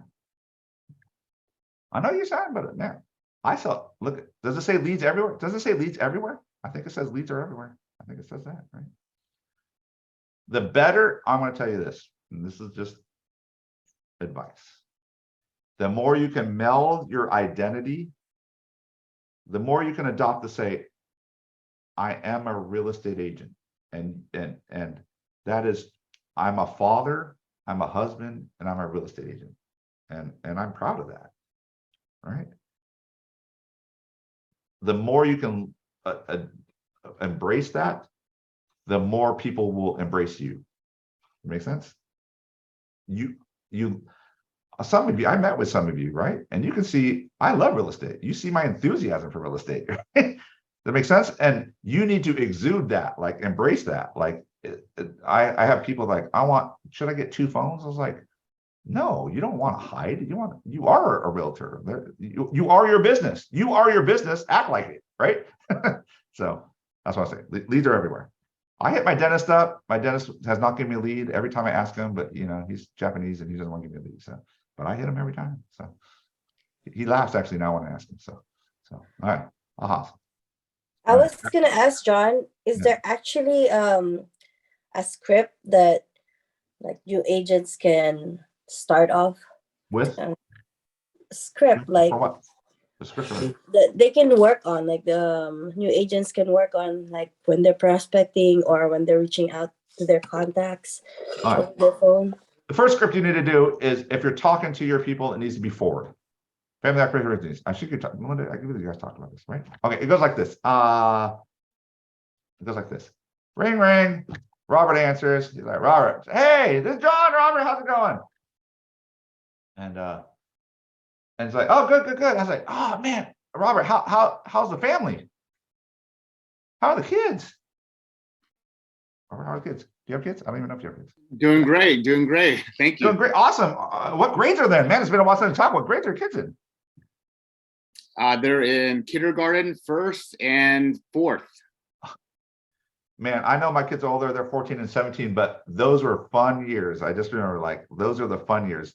And I'm just going to warn you, Robert, like when you get to the preteen age, it switches. So they start thinking you're the stupidest person in the world. But right now, they love you. They love you and they idolize you. So appreciate the time. Okay, awesome, man. Are you still working at the IT job? So. No, I left. I'm actually in real estate now. Oh man, oh Believe it or not. crazy. That's awesome. So actually, I was calling you because I'm a real estate agent too. Where are you at? Why aren't you at my brokerage? This is the best place to be successful. Why aren't you over here? Whoa. That's what I heard. I'm heading there soon. But see, I make it about them. Make it about them. Always make it about them. Ford, his family occupation record, his dreams. It's about them, and people love talking about them. So if I have a script, it's a stupid easy script. Is talk about them. Ask about their house. Ask about their family. Ask about their dreams. Ask about their vacations. Ask about what they're trying to do. Ask all of it. And eventually they get tired of talking about themselves. Eventually they will. And they'll ask you, well, how you doing, John? I'll say, great you asked. Actually, I was calling because I just got my license and my real estate license, and I joined Keller Williams Realty. I'm like, oh yeah. That reminds me, I remember seeing that post you did, right? Oh yeah. I'm just calling because I'm super excited about this. I'm changing my careers and I'm super excited about, I got out of that IT job. This is my passion. And I know you're a friend, and I know you're a good friend, and I wanted to ask a favor from you. That's okay. I just need a little bit of your time. I want to ask you, hey, are you planning to buy or sell a home in 2023? Or maybe you have friends or family that are wanting to buy a home, so that you know of. Would it be okay if you refer them to me to help them on that deal, on those transactions? Would that be something you would do? Right? And they say, well, yeah, John, I trust you. That yeah, of course I'll do it. So we're not interested this year, but I go, okay, that's no big deal. If you come across anyone at church, at school, or anyone at work that wants to buy or sell a home, would you be comfortable referring them to me? And then be like, John, yeah, no, we're friends. Yeah. I don't have anyone else. Happy to do that for you. Fantastic. You know what? I really appreciate you supporting me like that. I do a VIP thing. We have a shred day, free shred and e-waste day. We have a trunk or treat for families. We get like 3,000 families. It's awesome, right? I want to get some gifts out there. I think we're going to hand out some pies at Thanksgiving. I just want to get you on that VIP list because, man, you're awesome. I'm missing your home address. I don't know where you moved recently, right? Can I get your home address? And then I say, hey man, is there anything I can do for you? Not business, real estate wise, just personal wise. Is there anything I can do for you, business or personal wise, before we part ways? That's my script. So it doesn't feel like selling if you make it about them. How about someone that you just met, John, like at the store Like or what? something? At the store? Yeah, okay, at the store. So I met you. They usually say, oh, you're a real estate agent. And I said, oh yeah, I am a real estate agent. We're usually in Natomas. So I said, oh, do you live in Natomas too? You're at the store, right? They're like, oh yeah, I live in Natomas Park. I said, oh, great neighborhood. I love your clubhouse. They're like, yeah, it's awesome. I love the pools and everything. I was like, oh man, Natomas Park has been really good seller. Your price point may be way up there. Natomas pricing went up a lot during the recession. Like, I know, but it's, the market's getting tough. I think it's coming down. How are you doing in real estate? We're doing pretty good actually, and I'm a new agent, actually our brokerage is closing still 100 deals a month right now in this market. Like, whoa, really? And actually pending homes going to contract is up 25% from December to January. Like, what, really? So yeah, man, the market's coming back. Actually, what's your address? I can send you right now. I can send you my app, and I'll have comps in there. I can send you a little thing that has comps right now. What's your cell phone number? And I'll show you exactly what your house is worth. And I step back. I just say, man, you probably want to know what your house is worth. And they're like, well, yeah, I kind of know. And I was like, okay, which model do you have? What neighborhood? So you're in Natomas Park. What part are you in? You're in the West Natomas Park, or you're in the proper Natomas Park? Okay. What's the size of your house? How many bedrooms? Hey, you know what? Your house is probably worth between here and here. In fact, I can send you a website that just keeps track of those comps for you, so it always sends it to you. Why don't I send it to you? What's your cell phone number? That's my conversation. You don't ever give your business card. You'd rather have I their don't. number. And they sometimes say, hey, I'll just take a business card. It's like, oh, sorry, man. I'm on personal time. I'm just shopping, right? I don't have my business cards on me, right? Shame on me, bad realtor, but man, I love to text you. No, I'm not trying to, no obligations, no nothing. I'm just trying to, help you. I just love talking to people in Atomas. I'm passionate about the neighborhood. My kids go to school here. I work here. This is where most of my business is. I'm just great to know homeowners and people who are in the community. I love that, right? I want to get to know you. Right? Don't sell. Create a relationship. Right? Don't sell. Create a relationship. Right? So, yeah. Anyway, So when would you give a business card to someone, like a stranger? I give a lot at open houses. If they're kind of in and out and I can't grab them, they're kind of like, like I'll hand it out. I give it out a lot of times. I'll give it out to businesses. A lot of times, right? I do give it out. Oftentimes I'll have a business card. I just don't tell them I don't have one just because I want their cell phone. So. Look, if you have a great conversation in the line and you don't get their phone number, it's wasted. What are you going to do? You're going to hope you run into them at the grocery store 6 months from now? That doesn't help you at all. Like, you just wasted a whole conversation. Like, be purposeful and intentional with your conversations. Okay. You should use command. We told you about that. Lead generation plan. Connect with your sphere. Build your feeder database. Capture leads to open houses. Build community social media capture. Execute referral strategy. Choose geographic focus. Door knocking locations. Consider events and seminars. That's a lot of stuff. I wouldn't recommend like just checking all those boxes all the time, but like work on like 1 or 2 of those. Right. You need to build your database, and you need to definitely do open houses. Cool. All right. All right. We have to go. We're gonna have to speed through the next one, but that's okay. I am going to pull up the next one, so hold on 1 second. 1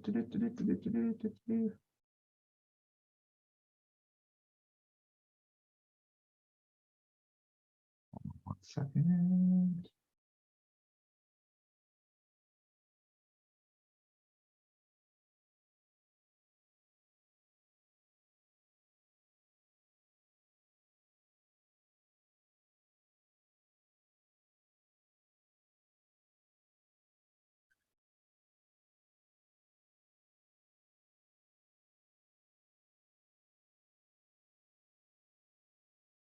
Okie dokie. Let's get this done here. I am teaching this. Oh, teaching Ignite. So get out of here. So, sorry, that was my Rich, my team leader. So hold on 1 second. Okay, share screen. Where does Zoom go? Zoom. Okay, here we go. All right, everyone see that? Oh, never mind. They didn't see that. It went away. So hold on 1 second.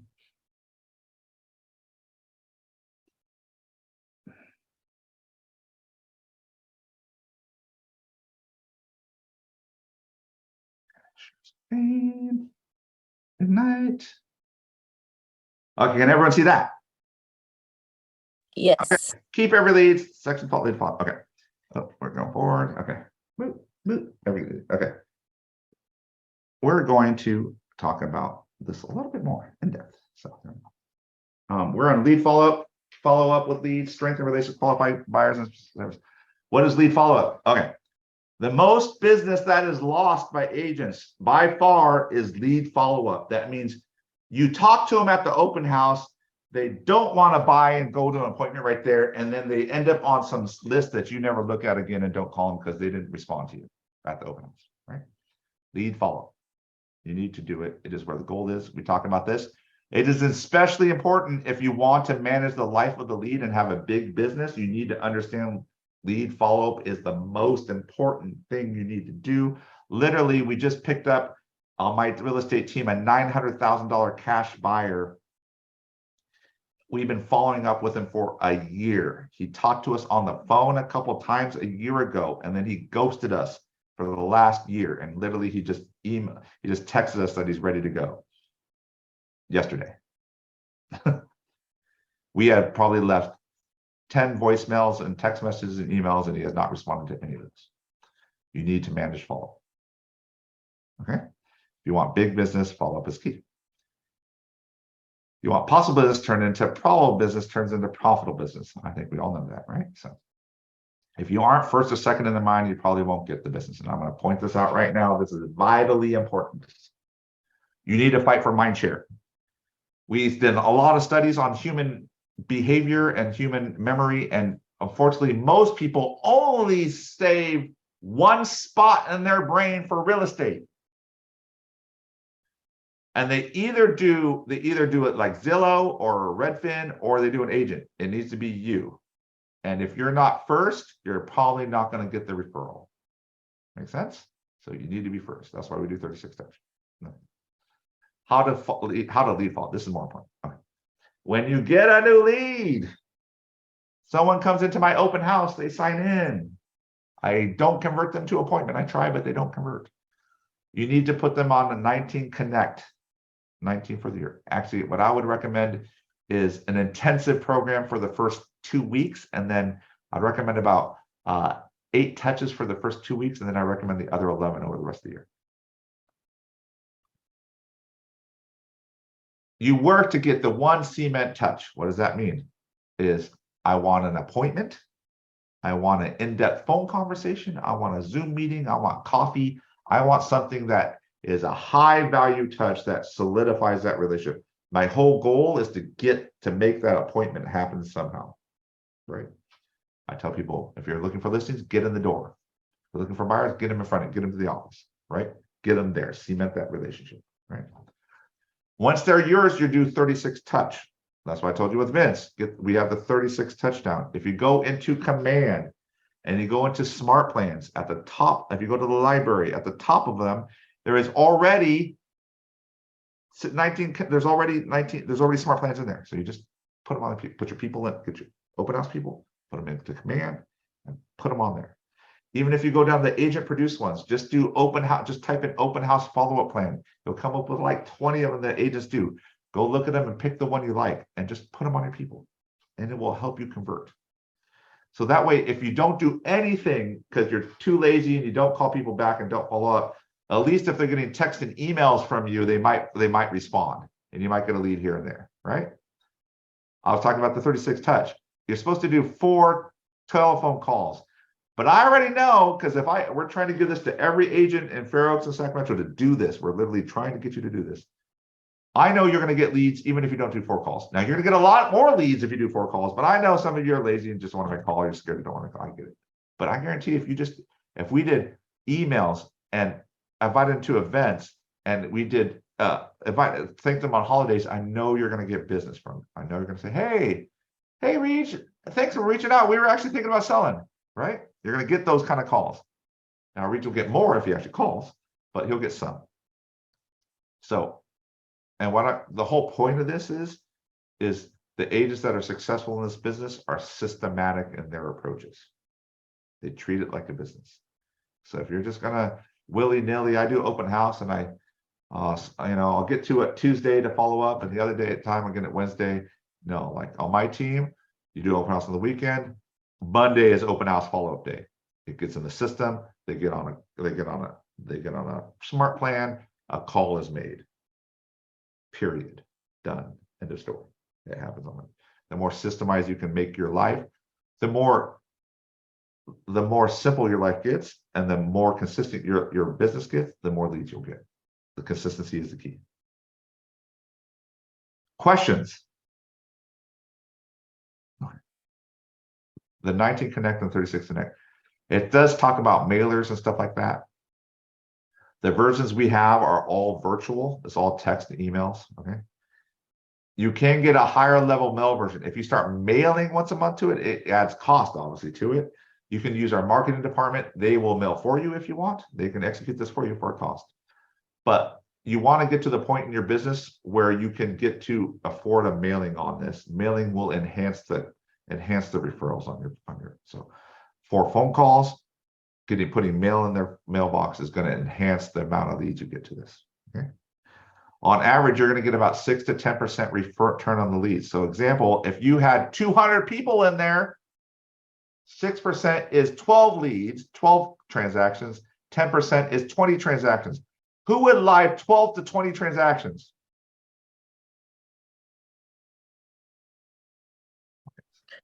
You need to get your database into command. You need to call Vince and help you get 36 touch on it. And if you make your quarterly calls, I guarantee you'll get transactions. Does this apply also with the title company leads? The what? Title company What about them? leads. No. 36 touches for people you have a relationship with. Okay. All right, that's a good question. Let's talk about leads. I thought we talked about that. Did we talk about that here? Okay, leads. Okay. Leads. Leads there's only a one-way communication.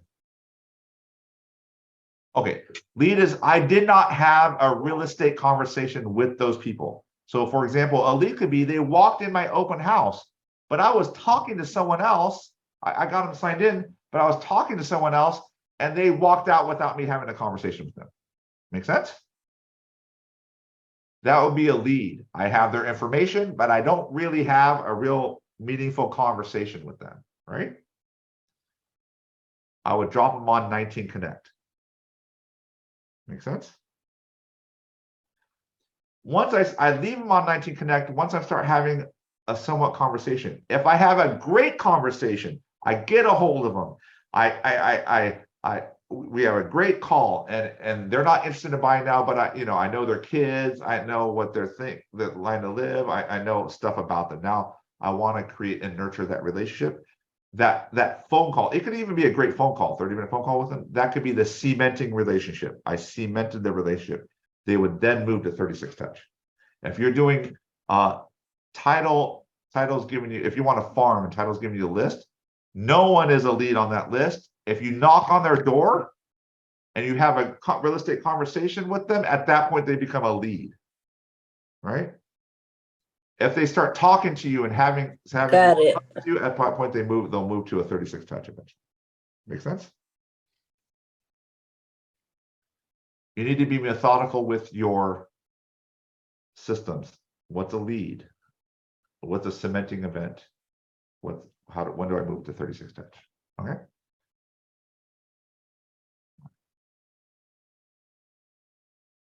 Conditions for your lead follow-up. What are my strengths with one or two people? How can I touch this in 19 touch to represent me? Just know when you go into command and do the even if you do R36 touch program, it's tailored to KW. It's tailored to KW, Sacramento, or Fair Oaks, and it's already tailored there. But if you want a particular brand, you want it to be in your particular language, you can go in and edit the text if you want to, right? And the emails if you want to. We don't recommend that as a new agent, just go with what you have, but maybe over time you want to do that to represent, to put a different message out there. What reasons I might have for contact lead? What are some of the touches do before and after the phone call? The reason we do these office events is because you're going to be working at the event so much, you're not going to have a time to talk to these people. The valuable time to talk to them is the phone call before and the phone call after. What you want to do is phone call them before and say, did you get my invite? Don't talk about business. Did you get my invite? Afterwards, if they showed up, you call them and say, hey, it was great seeing you. By the way, are you thinking about buying or selling? Does anyone know you buy or sell? They will, it's not reciprocal because they went to the event. Even if they don't show up to the event, says, hey, I missed you at the event. I want to talk just because I missed you. Hope everything's okay. But I just want to say, hey, are you thinking about buying or selling next year, right? Or this year or whatever. I do this. You want to do the ask after the event. All right. Am I using cards to let people know I'm real estate? How to contact me and refer me business? You need to let them know you're real estate. Definitely. When it's best for my business, time block for lead follow-up. When should you do lead follow-up? In the morning when you have willpower. If you try to do it in the evening or afternoon, you're going to suck it up. I know you will. Trust me, you just will. So if you want this habit done, you need to do it in the morning. How much time should I reach out to lead? Take to reach out to lead? What will hold myself accountable? Do I need to make sure? So how much time should it take to reach out? All right. You can probably do, if you're going fast, 20 calls in an hour. If you're a talker and you have longer conversations, it's probably going to be more like 10. Okay. If you call on Saturday, the weekend, or you call in the evening, you'll get more contacts. It'll go much slower. You'll probably have 5 because you'll get a hold of a lot of people. All right. You need to block enough time to get through your people quarterly, and you need to block your time enough to get through your open house leads timely. Make sense? Any questions? This is an example of a plan. I don't even want you to worry about this.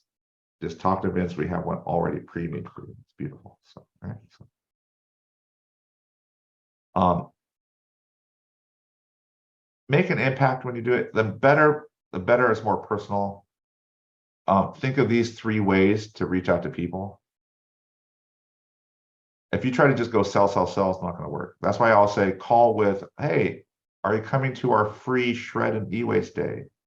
Value proposition, right? Makes sense? Personal communication, how's the family doing? Right? Blah, blah, blah, blah. Statistics, hey, the market, did you know pendings are 25% up? If you stay in these 3 conversation venues, you're going to be great.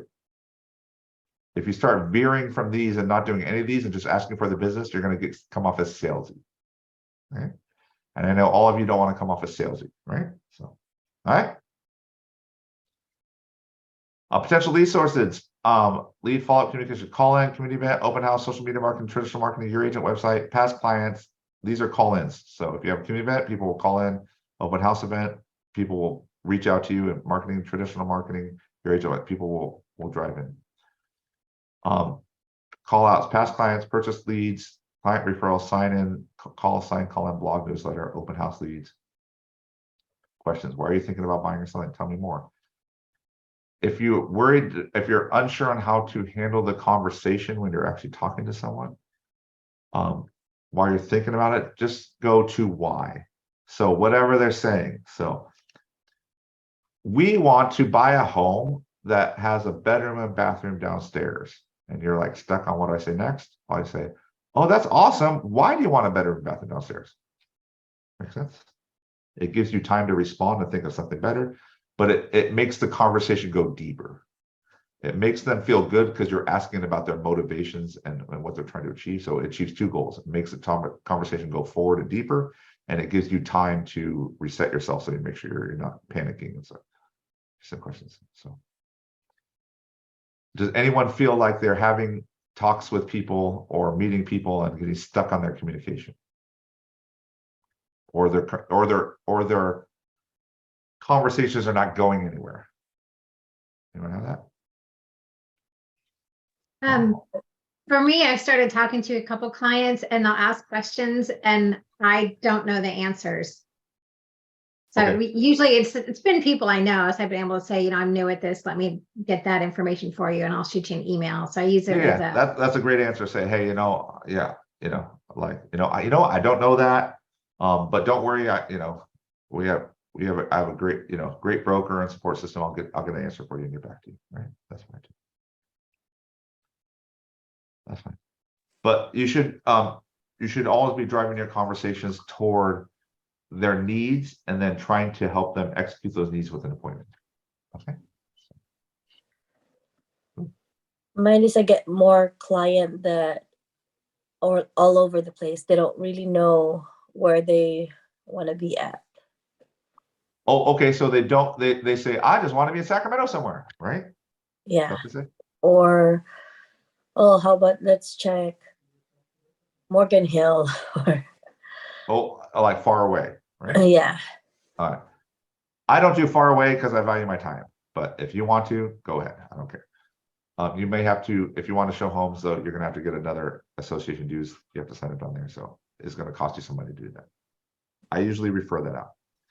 But what I say is Oh, if they're specific, I want Morgan Hill, I want Plymouth, I want something, I say, why?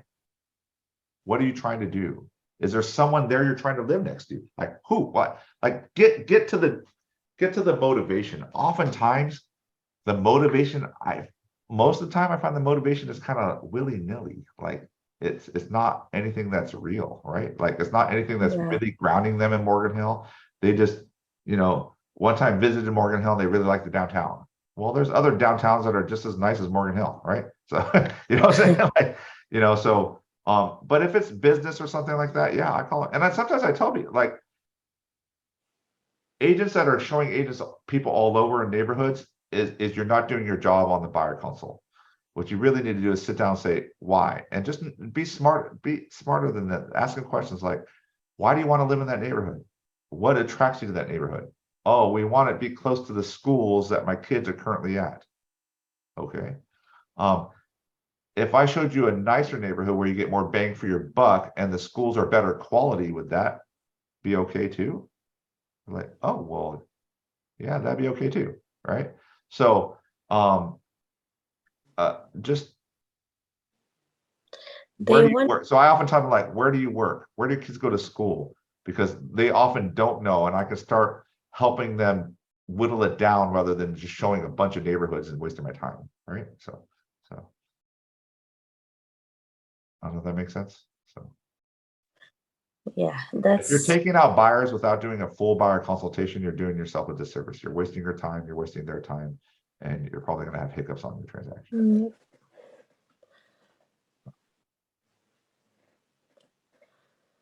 But if they want out of area, then we refer it out. We don't, I'll say, refer it out. I'll get my 25%, close the deal. Someone else close the deal. I love referrals because it's easy money. You give it to someone else does the work and you get a quarter of the money. That's beautiful. Go do that, right? I want more of those.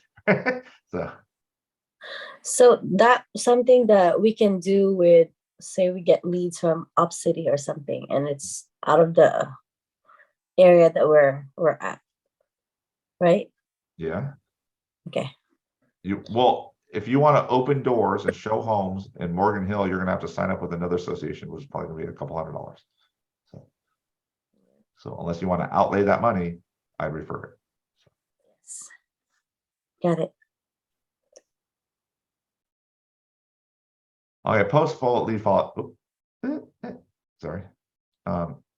Lead becomes a contact when you have a two-way. So a lead is only a one-way conversation.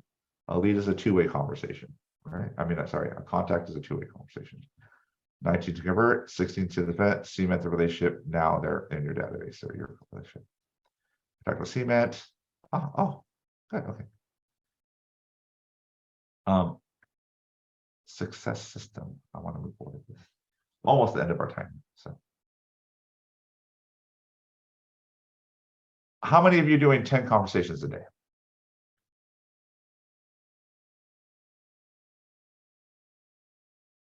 Say that again. How many of you having 10 conversations a day? I do. Okay, Jenny, how many transactions have you closed? One, How many buyers or sellers are you working with right now? probably 7, 8.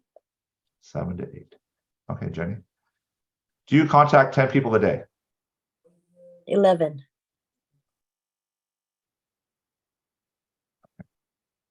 So the difference between Jenny, who's a new agent who signed up around when you guys signed up, and you is that. It's as simple, as rudimentary, as stupid. I know it sounds stupid. I know it sounds so stupid simple. I know it's so simple it sounds not true, but I get it. But it's really that. It's really the reason we put the program that says 10 conversations, because we know if you do that, even in a bad market, you're going to have results. You are going to have results. And I know if any of you are not have any buyers or sellers and not going into deals, I know you're not doing the conversation, because I know if you were, you would have these. So I know it. You should be gunning for 10 conversations a day. If you do, you're going to close deals and you're going to have 7 to 8 buyers working for you right now. If you work to add 10 new people to your database every day, if those people you had contact with, you send them a handwritten note. And then if you did 10-5-1. So which means just do social media engagement, do 5 personal posts for every 1 business post, okay? On your social media. The appointments, the clients, the closings will happen on their own. All you have to do is that. Honestly, you could do 1 and 2 and have tremendous success, because I know Jenny doesn't send handwritten notes, and I don't know what she puts on social media. So I don't. what? I don't go social media. Yeah, exactly. So Jenny's not doing social media. Jenny's not sending handwritten notes. She's doing 11 conservations a day, and I know she's adding them to her pipeline. I know that because I've seen her do it. That's all she's doing. She's closed one with 78 buyers.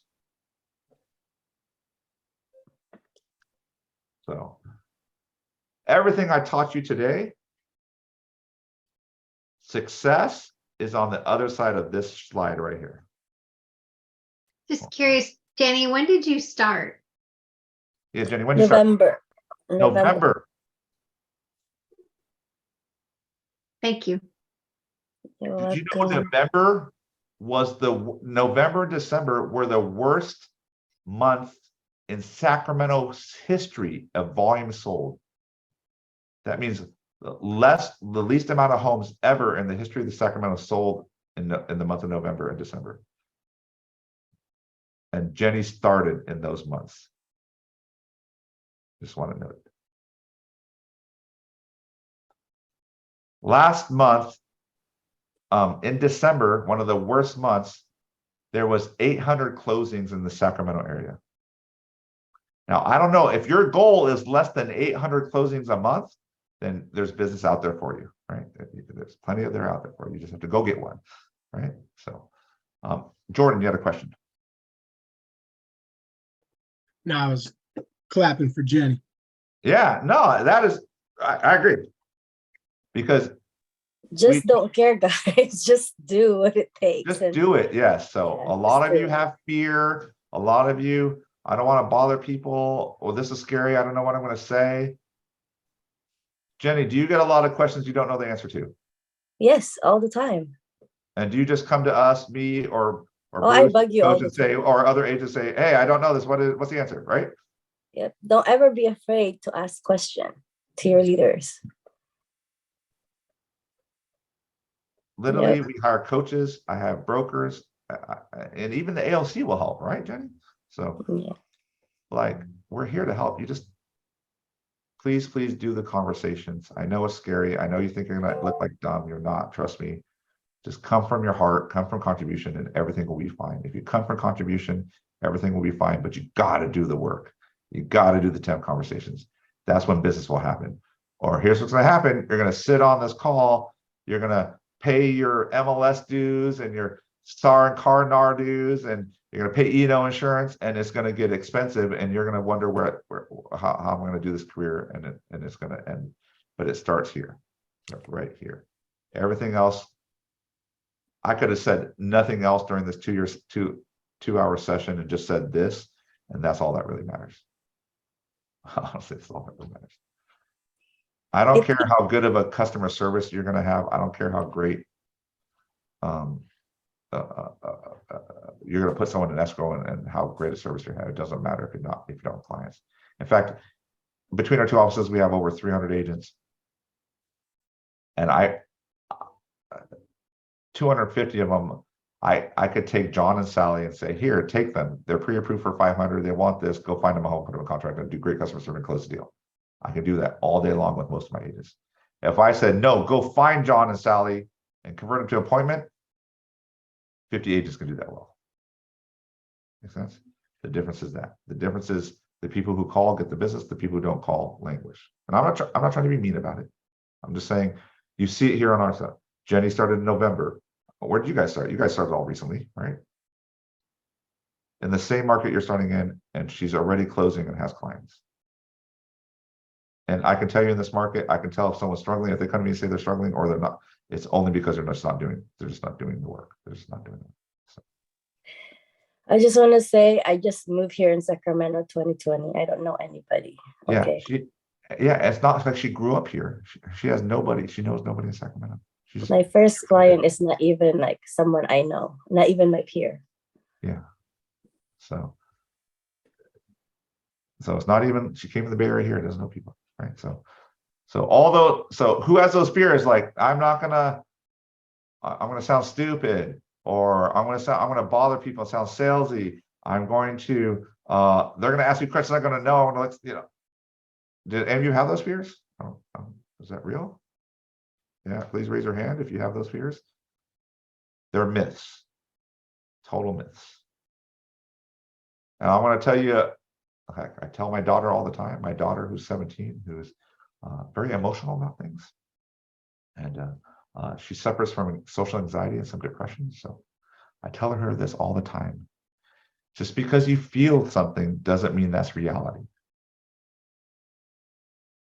Our brains were hardwired back in the caveman days to avoid pain and go toward pleasure, right?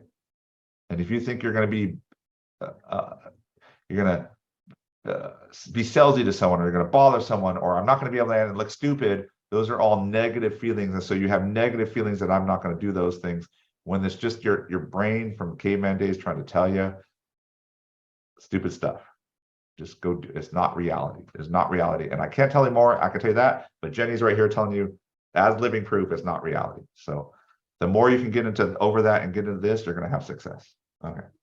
We have 1 minute left. Any other ahas or anything you want to, and if you can live in this, I engage every conversation in the spirit of contribution, and people are happy to be in relationship with me. If you can live in that world, you will have joyful conversations, non-salesy, joyful, helpful conversations all the time. All right. Okay. Anyone have any ahas? Any ahas? We went over a lot. This is interactive. This is a classroom. What is, okay, let's do it. What is the one thing that was the greatest thing you learned during this session? Tell me that. Anyone? Read. I think for me it was the 19 Connect, because I just came from the tech training with Vince. Yeah. So I saw the 36 Connect. Yeah. So it was interesting to me to learn about the lead phase before you already have that kind of relationship. Yeah. So a lot of people just want to put them 36 touch, like, but it's gonna feel weird when, like, you're my best bud. Like 36 touches, like, you're my best bud, right? So you got to have that sort of intro part, right? There's an intro, and then there's a good conversation or cementing, and then now we're buds, right? So I like it. Anyone else? Come on, interactive. If you can't be interactive on Zoom with other agents, how can you be interactive with people outside? Come on, people. Like, no, do I have to call up people? Art, what's up? Give me your. Yeah, I mean, I do like the part with the conversations that I believe Jenny was talking about. It actually shows like, hey, this really works, and you just have to get outside of that bubble and get over your fears. And even if you're gonna sound a little stupid, like, that's experience. And honestly, if it happens, it happens, and you at least took away the experience, and that's more valuable than if you wouldn't have reached out in the first place. Yeah. What if I told you to call 10 people a day, gave you a script, and you messed it up a lot of times, but you did that for a whole year? Do you think by the end of the year you'd be a master of those phone calls? Oh yeah, you would kill it at a high level. It would not even phase you, right? That's where you need to get to. You need to get past, it's like exercise, get past the painful part, get to the part where it starts getting fun and easy, right? So, all right, thank you, Art. Maria, what do you got? There. Well, actually, just going out and talking to people and be open to making new friendships, and that sounds salesy, like you said, but like have a genuine purpose to know them. And that's what I tell people. Salesy people are going to be salesy. There's plenty of salesy people in real estate. If all you thinking about is, man, I need to convert this person so I can get a commission check, you're going to sound salesy. I don't care what you say. You're going to sound salesy. The tone's going to be that way. You're going to come off that way. No matter, even if you say the greatest words, it's going to sound and feel salesy, right? It's comes from the heart. If you truly Right. believe that if that's why I say Melinda knows me, I'm an aggressive guy. Like I will close people. If I met with you, I try to close, right? So like I close people, I'm aggressive about it, but no one doubts that I have their best interest at heart. I'm always about Right. I'm always about their Mhm. goals, about them. And if you ask the right questions and you do the right conversation and you're purpose, and that's really where you're coming from, it's going to come across to them that this person really cares. And that's Yes, what they're looking yes. for. They're looking for someone who cares. That's the agent that wins, right? Is the one who cares, Wonderful. right? All right. Jordan, what'd you learn? I liked my idea about holding an event, but I like what you said about being distracted and having to manage that event. Yeah. And so something like that could become overcomplicated and then not being able to have those Conversations. Yeah, interactions. you want those you want to sit down and say, like, how's the kids? Right? You want to have those Right. conversations, right? Yeah.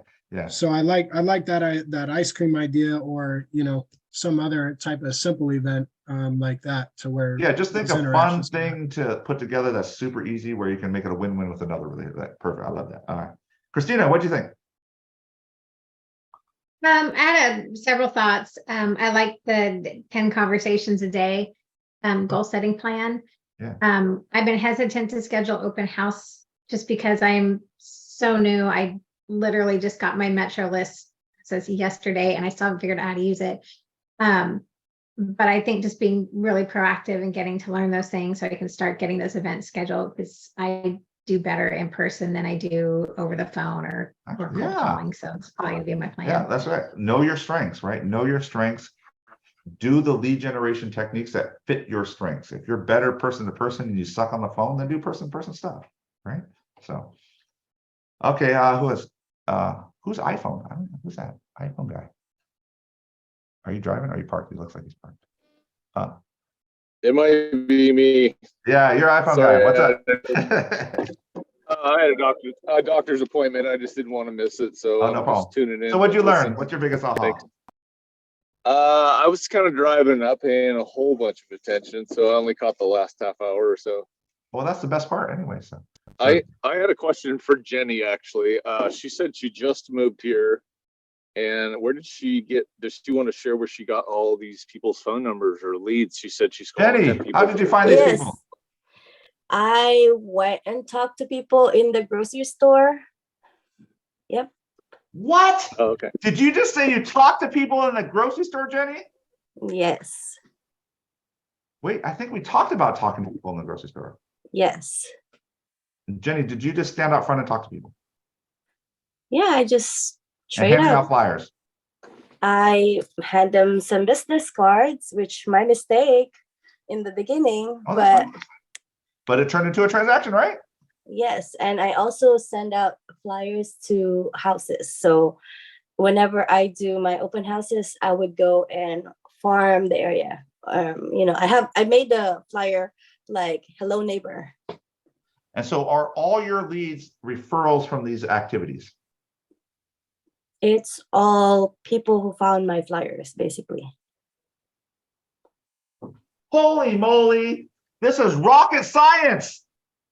This is dramatic rocket science. Wait, what'd she do? She flyer dropped, talked to people, did open houses, and talked to people at the grocery store. Wait, I think we talked about all those things. Ironically, we talked about all those things in this last 2 hours. Yeah. So, Hey, Jenny, Jenny, what'd you put on your flyer? I put it in people's door. What Did you put on the flyer? I can send you guys my. I think you put, I'm having an open house. Okay, right? I can.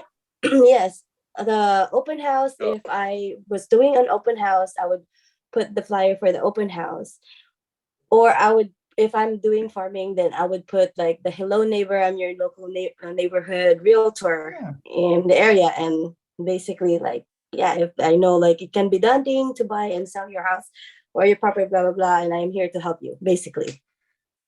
Wait. So you told your neighbors, I'm your neighborhood realtor, and then I can help you sell and buy real estate. Yes. If you're doing an open house, you told them, I'm doing an open house. Yes. If you're at the grocery store, you said, I'm an agent, I can help you buy or sell a home. Yes. And those activities resulted in 1 close and 6 to 7 to 8 buyers. Yeah, well, that's not including the listing. Oh yeah, the listing. Sorry, I forgot. Sorry, I didn't mean to disparage you on the listing. I I'm forgot. sorry. Yeah, Jordan, you're right. You should be clapping because that is freaking awesome. And all she's doing is exactly what we told you to do in this class in the last 2 hours. Literally. Right. She's just not afraid. She's overcoming her fear and doing the activities. But That's I'm the not only scared difference because I between, don't know anybody here, so I yeah, don't care. the how only I- difference between her and you is she's doing the activities that we told you to do. That's it. Honestly, and the flyer you made, I'm sure you had people help you with the flyer, you know, like, No, I did it myself. I oh, Googled she did it. herself. Look at Jenny Clavo sitting on a Canva making flyers, right? So Yep. yeah. Yep. You saw me like late I at saw night you, I know, figuring out. I see you, so. But what I'm saying is one thing that's consistent is Jenny Clavo's in the office a lot. Yeah. I see her working. I see her going out with her flyers. She's consistently wanting to talk to more and more people. She is hungry to talk to more people. And I guarantee if you meet Jenny and you talk to her on here, she's never coming from sales point of view, salesy. She is intentional with her stuff, but I can tell you she is a genuine, heartfelt, loving person. Right? Oh, John. Thank But she you. wants, but she is passionate about helping people buy or sell their home. Right? Yeah. Exactly. Absolutely. So, and you can be both. You can be passionate about helping people buy their home and be a loving, caring person at the same time. They're not mutually exclusive. Make sense? Right. So, and it's not, honestly, it's not what you put on your flyer. It's the flyer it's the fact that your flyer dropping that matters. Honestly, that's the only thing. All right. So, all right.